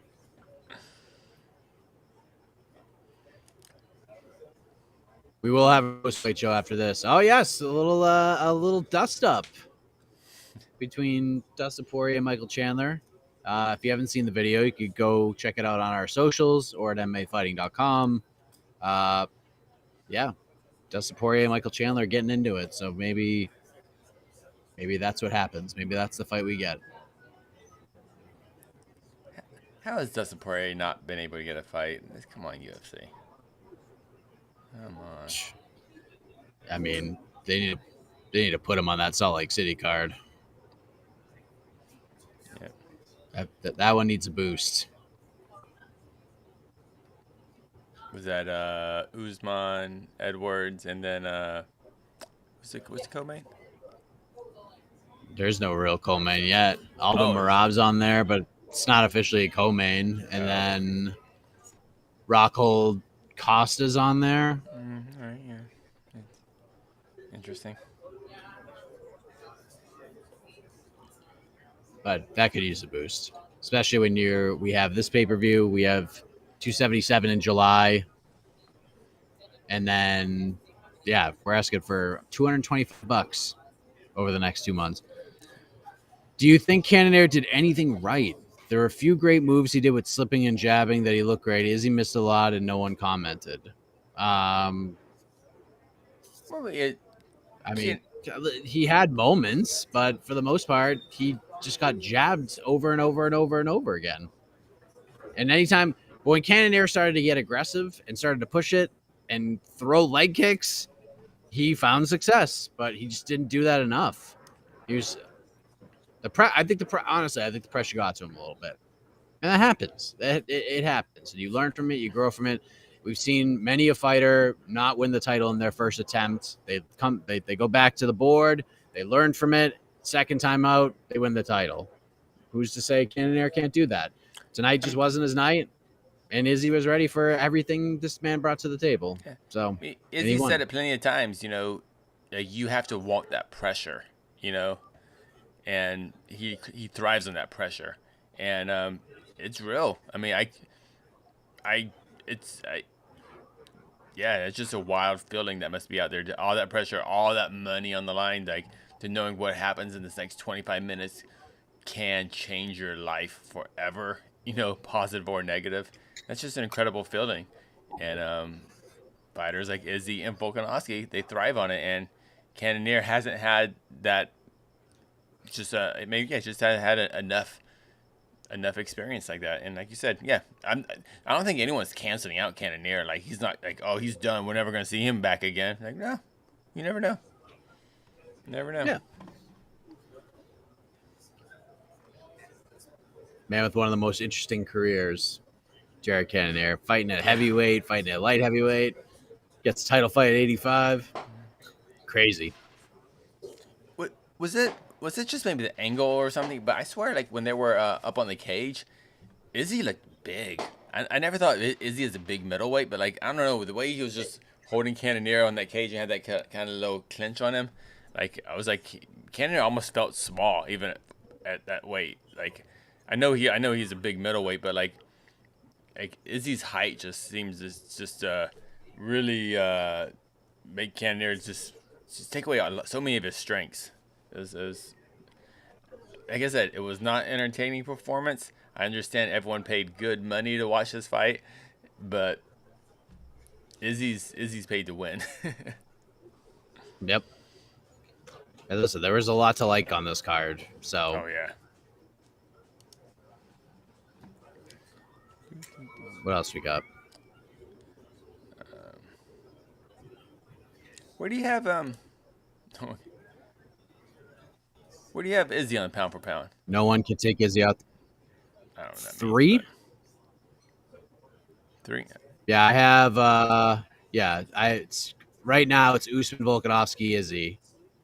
But I think it's gonna be Volkanovski, Usman, Izzy, come whenever the rankings come out. Which I think next week, not this week. Yeah, but next week.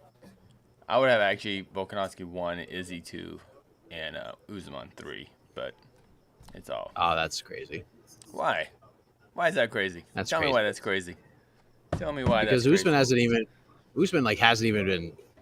I mean, Covington a little bit, but speaking of, Oh, speaking of the champ. Oh, okay, here we go. I don't want to get a pound for pound debate. He's got the title. He's got a Jersey Mike sub, and he's got a victory.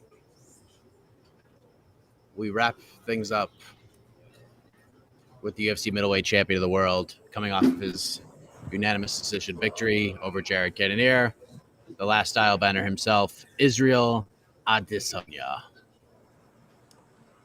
Israel, congratulations on another victory, a defense of the belt, but you didn't seem necessarily completely satisfied at the close of the fight. So I guess, how are you feeling right now about your performance? A lot better, because I've said this before in the past. On my worst day, I can kill the best man. I call that suicide. So on my worst day, on the off night, I had an off night tonight. So Eugene told me, the people who really know you, my teammates, my family, they know you had an off night, and I still fucked them up. When did you know you were having an off night? Like, was there anything during the day that you thought it's not feeling right, or on the way to the No. cage? It was in the fight. Maybe when I couldn't find my power, like my power shots, my kicks. The initiators, the jabs, the leg kicks were working, but I was trying to find the power shots. But he was adjusting well. It wasn't just me versus him. It was his team versus my team, which is what I was also looking forward to. So I told John Crouch, like, I was looking forward to that, the battle of the game plans. And it's the helicopter. And yeah, so I was just looking forward to John Crouch versus Eugene Beerman, and they were adjusting well each round. I could hear them even talking what they were saying. I was like, okay. But yeah, he's a formidable fighter. I've called this ages ago, and he showed it tonight. Like you said, you were looking forward to this fight for a long time. So I guess what did surprise you in there tonight? You praised his game plan. What played out differently than you thought it would? What played out differently? Yeah, his adjustments to what I was doing. Because I'd go ahead, I'd go to his body, I'd go to his legs. I'm just gonna keep going. I'd go to his legs, and he'd adjust and get away from my power. But I was able to get away from his as well. It's still a win, still a title defense, but there were some, 6 title defense on my worst night, and still. There were boos at the end. I'm just curious, does that affect you at all? They've been here since 3 p.m. They're all drunk. They don't know what real fighting is or real finesse. And I've said this, look, the greats, they all get to this point. I've seen it when I was just a fan, still a fan. Anderson Silva, GSP. I remember fights without be like, that was a fucking fantastic fight. And the same thing, people would just boo them. GSP, one of the fucking GOATs, and people would just boo him. I'm like, what the fuck are you guys watching? You dumb fucks. Ali, Floyd Mayweather, same thing. You get to this point where it's like, you're so great, people just want to see you fall. They just want to see you fall, no matter what. And if it's not like a show out spectacular performance, then it's like, he's not even that good. But trust, like, Jared knows I'm a good fighter. He knows I'm a great fighter, and I gave him the same credit as well.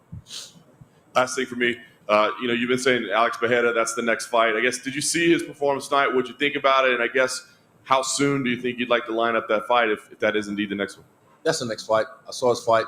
It was a good fight, but Sean Strickland should have focused on his job like I told him to. Soon, how soon? We'll find out. Is he? People are saying, criticizing you for your fighting style, but at the end of the day, it seems like your opponents get in there and kind of freeze up in front of you. I'm curious, what do you think makes them do that? Is it the sense of scale of the fight itself? Is it your movement? What exactly makes these guys sort of slow down in front of you? A mixture of all. I felt like the moment got to him, but he picked himself back up. I'll give it to him. He adjusted and picked his energy back up, and I feel like the moment and the skills, I feel that's what gets to them. And I said, this is an acquired taste to be under the spotlight. I can thrive under this bitch. I don't melt under the spotlight. I shine. So yeah, I feel like it's a combination of everything. You said that you described this as an off night, though, and you've already said like how you think Jared's a good challenger for you. So when you can beat him, even though you're having an off night, does that give you confidence going forward, thinking like, well, even if I have an off night, I can still win? It's emotional, I know. Yeah. You're good, Oscar. That's why I like you.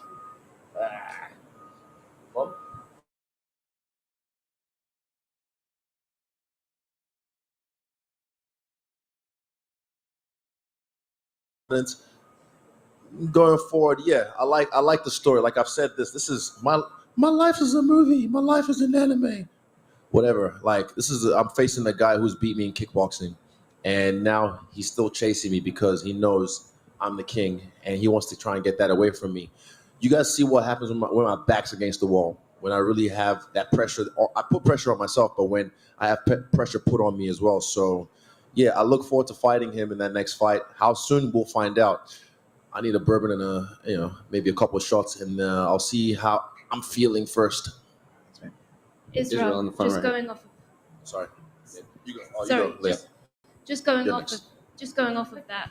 You said that gives you pressure, knowing that you're going to be going up against Alex next, and given your history. But does that give you that kind of fire? Being a champion, defending your belt for so many times, do you need that kind of extra fire to kind of keep you hungry as a champion? No, really. I was very hungry for this fight. I felt like this camp, you can ask Eugene, this camp was great. Even better than the last camp, because he asked me at the beginning of this camp, how are you going to make it better than the last one? But I don't feel like I need it. I'm just taking, tick, tick, tick, tick, 6 title defenses, and still on my worst night. So the next one, it's something interesting for me. Someone I fought before in a different code, and I get to show him what MMA is about, what mixed martial arts is about. And of course, you had a lot of respect for Jared going into this one. Yeah. What was the conversation like between you two? After the fight, we saw you both kind of. What did I said? Like, we're just showing respect. Like, we're 2 fighters and showing respect because we're both on here trying to put food on the table, set our families up. And I just said, I didn't like the speech of him saying, "Oh, I was broke," after one of his fights, his recent fights. And I was like, I hope your management got you sorted for this fight. I hope they pushed for more money for him for this fight. Like I said, you guys are asking me, what am I doing for these fighters, for fighter pay, whatnot? I'm giving people opportunities. I'm giving people opportunities to raise their pay, raise the bar. And also, so it was just me and him showing appreciation. And that was it. And then just final one from me. John Jones came out on Twitter. Fuck John Jones. Fuck John. I don't want to hear about that bitch. What are you going to talk about my nails for? He's just jealous and insecure as a fuckboy. He could never rock shit like this. He's a bitch. And also, he said that he was backing. Fuck him. I don't really give a fuck what he thinks. Yeah, next. Okay, thank you. I have to ask you about your entrance. It was obviously with the Undertaker urn, the hat, the music. How did you get all that approved? And I know you said you were feeling dark all week. So was that just the theme? It just works. I don't know. Like the theme for me. I'm an artist. It just works. I didn't plan on Vince and the Triple H and them being here. On Tuesday, I was chilling. So Wednesday nights when we wrestle, towards the end of the rounds, 12 rounds, towards the end, the last 3-4 rounds, I'll chuck on my playlist from YouTube, WWE Attitude, from the Attitude Era. I have like 20 different tracks from superstars I admire, and that will get me in that zone. And the Undertaker's theme was one of them. So as I was sitting down feeling it on Tuesday, it just made sense. And also, big shout out to the UFC production team, because they were really accommodating and just helpful to make it a show.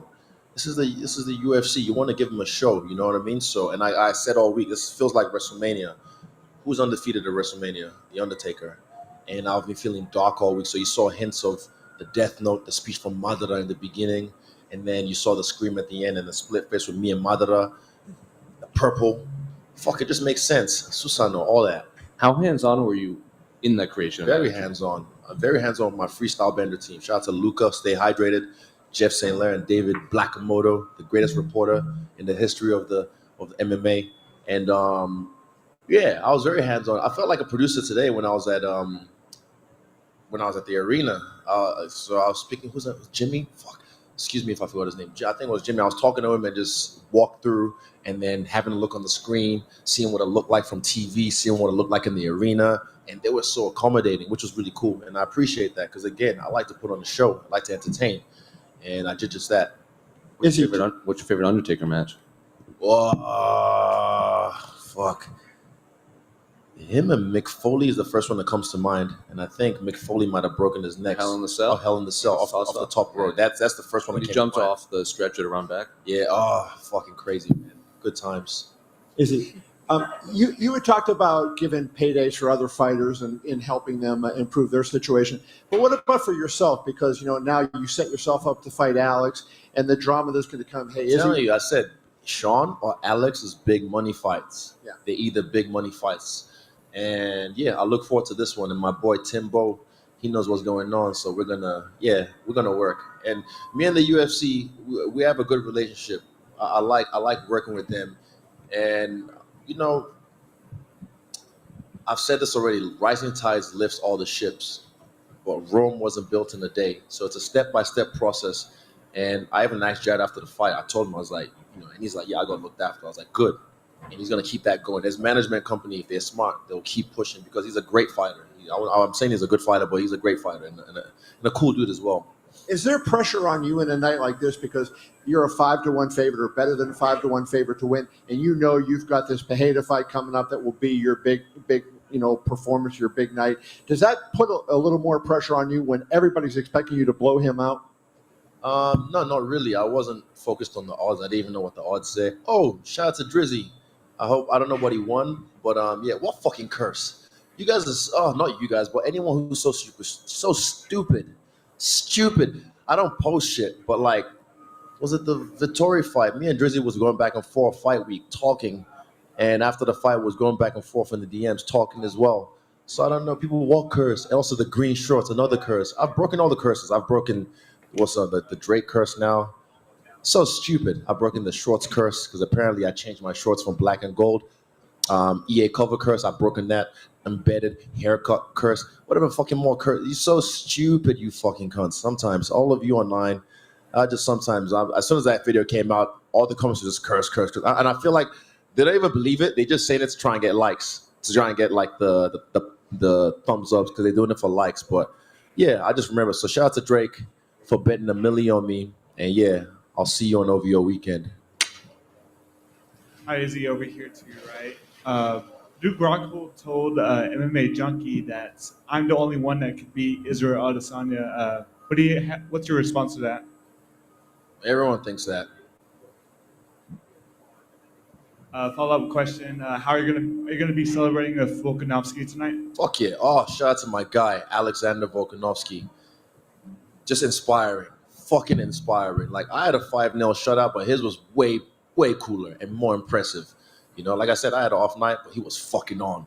Ooh, and when he's on from the first round. He started talking to Max. Also, I've said, shout out to Max Holloway. I'm a big fan. The guy's a cool dude, man. I've seen him around all week. He and his team are always really respectful, But this is what we do. We go to war, and afterwards we show respect. So it's my team against his team. But when it was in there and it was going down, even yesterday at the weigh-ins when they were like barking, I am the Heat. I was just like, yeah. I held the line with Alex back there. I was holding the line. But again, we're different, and Alex is fucking different, bro. You guys don't understand. He inspires me the way he fucking works. When he came over to CKB this camp, I knew the bar was gonna get raised, and he fucking raised the bar, man. Fucking beautiful. Ugh, beautiful. Izzy, when you say you had an off night, like when do you know that that's happening? Is it something that you knew before you even got in the cage? Is it unfolding? No, not before the cage. I mean, it was probably 4th round, but it wasn't something I dwelled on I'm having an off night. Afterwards, I look at the performance from my first person perspective, and I'm like, I have an off night. And Eugene was the first one to tell me because they know. When you know your people, excuse me, hiccups. Water, please. Sorry.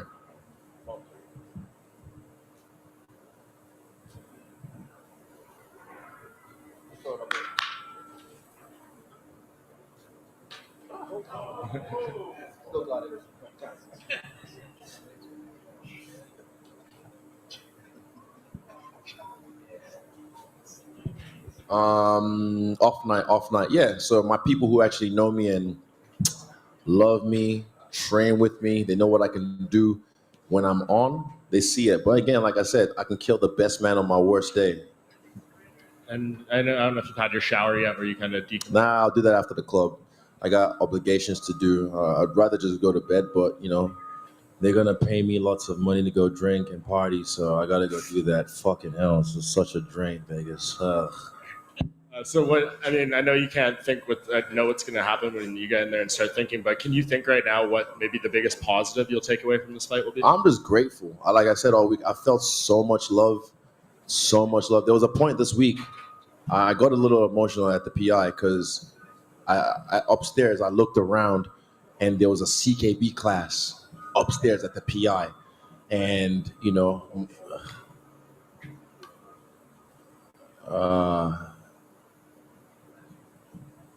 me a second.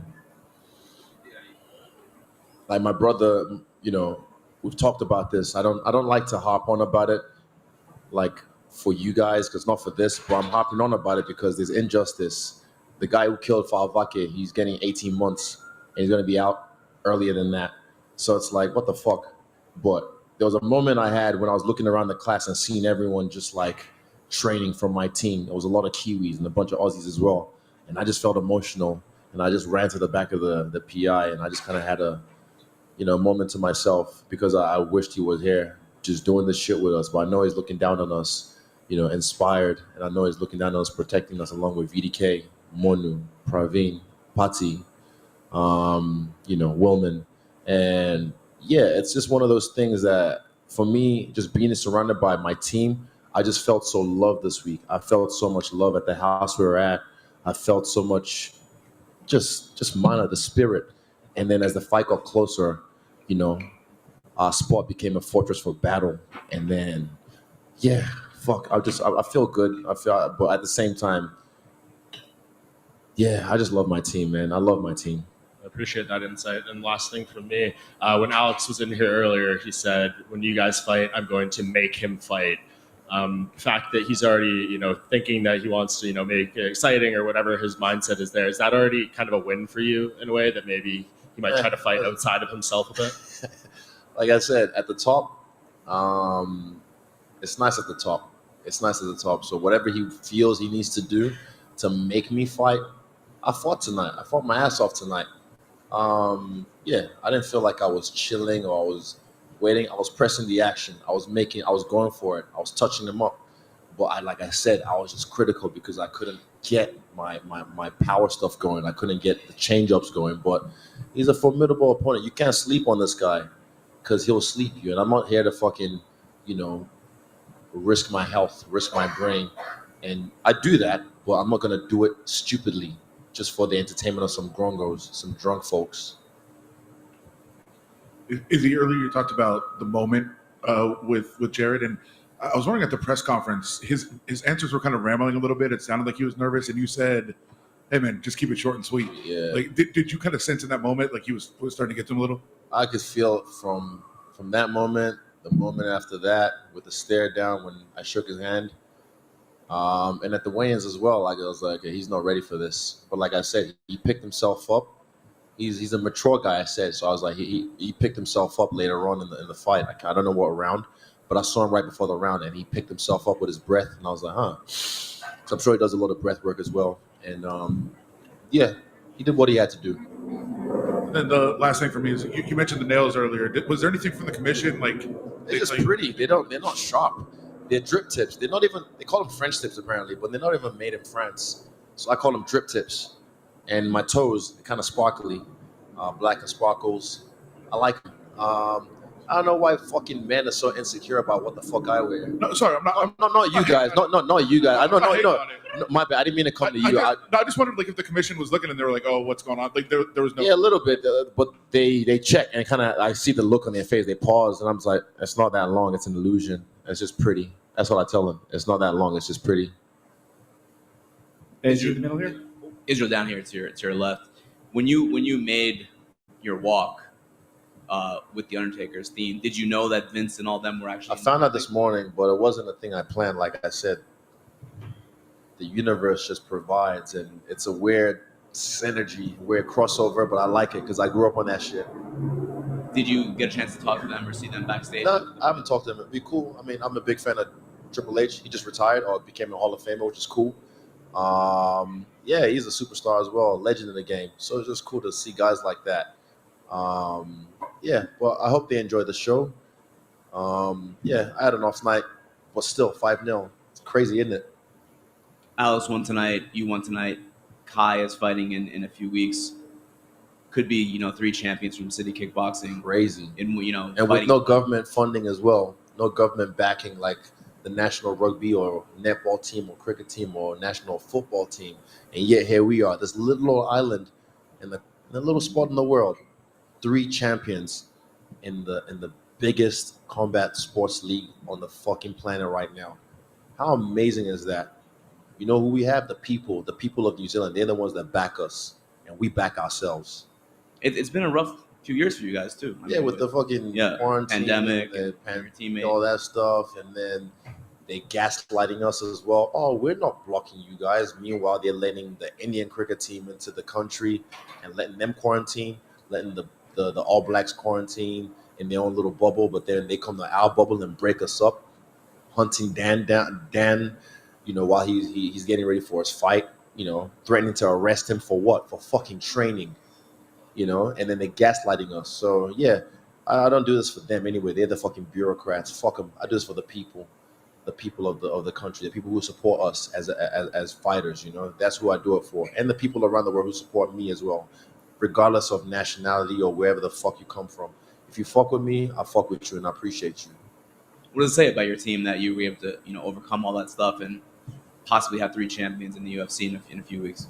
The mana, the aroha in our team is just unmatched. It's unmatched. John Anna keeps saying we're his favorite team in sports, and I keep thinking he's like just G'ing me up, but I'm my favorite team in sports. So yeah, and I believe him. Don't get me wrong, I believe him, and I appreciate that. But yeah, I love my team, man. Like I said, I just love my team, and I love the support I get from my team, and just we know us. We got us. That's it. Thanks, man.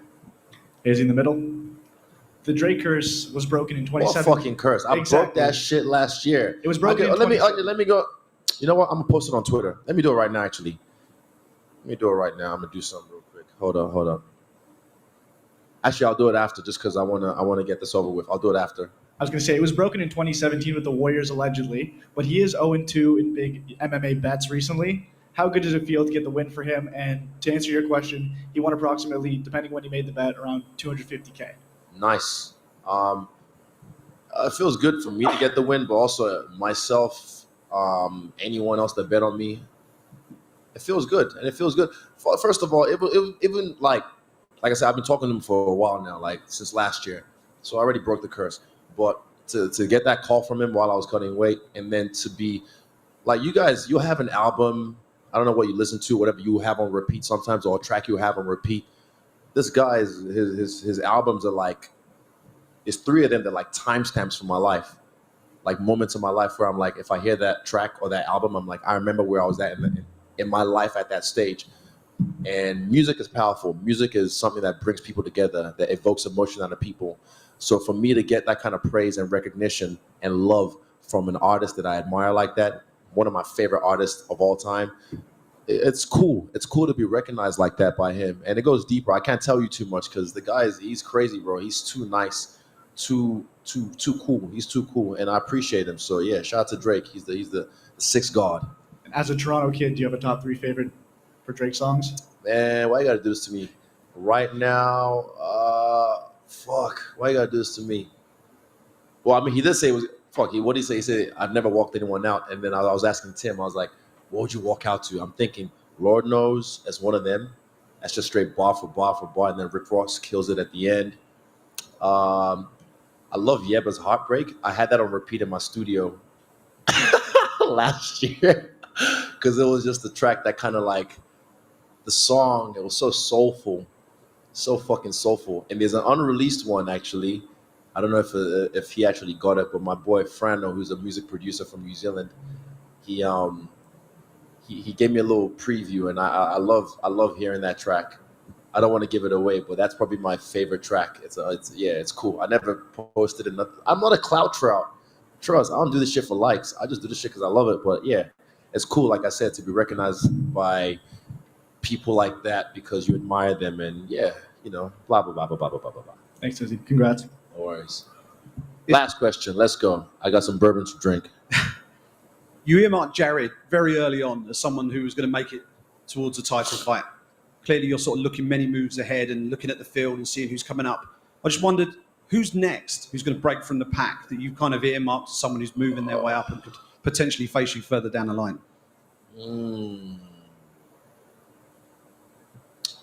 That's a good question, but I don't want to give away the answer. That's a good question. I appreciate that, but I don't want to give away the answer because there's a lot of killers right now coming up in middleweight as well. I see a couple of them, and I'm like, okay, all right, let's see what you have. Let's see what you bring. But yeah, I'm watching. I'm steady watching. And yeah, my people are watching as well, so they let me know if I miss something. So, man, thank you. Thank you. I appreciate it. Oh, just something I want to say. You guys have a job to do, and I'm not criticizing you guys in particular. I kind of am. But just remember this. I can do your job. I can do your job. You can never do my job. Just remember that. I can do your job. Trust me. I got freestyle bender. David runs that shit, but if I wanted to, if I had the time, I could. And I appreciate you guys for what you do, but not just for me, but for other fighters, man. Be mindful with your words. Be mindful with the way you clickbait. That shit is weak. That shit is weak because I know how YouTube works now, and I know how these interviews work. I'm glad I have my own network, but just be mindful because I can do your job and you can't do mine. Just remember that. Thank you.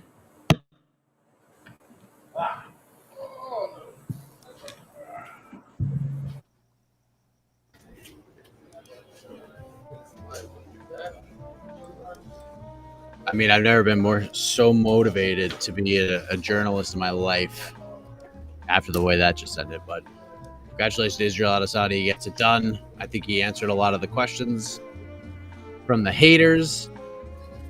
He gets it done. There he is.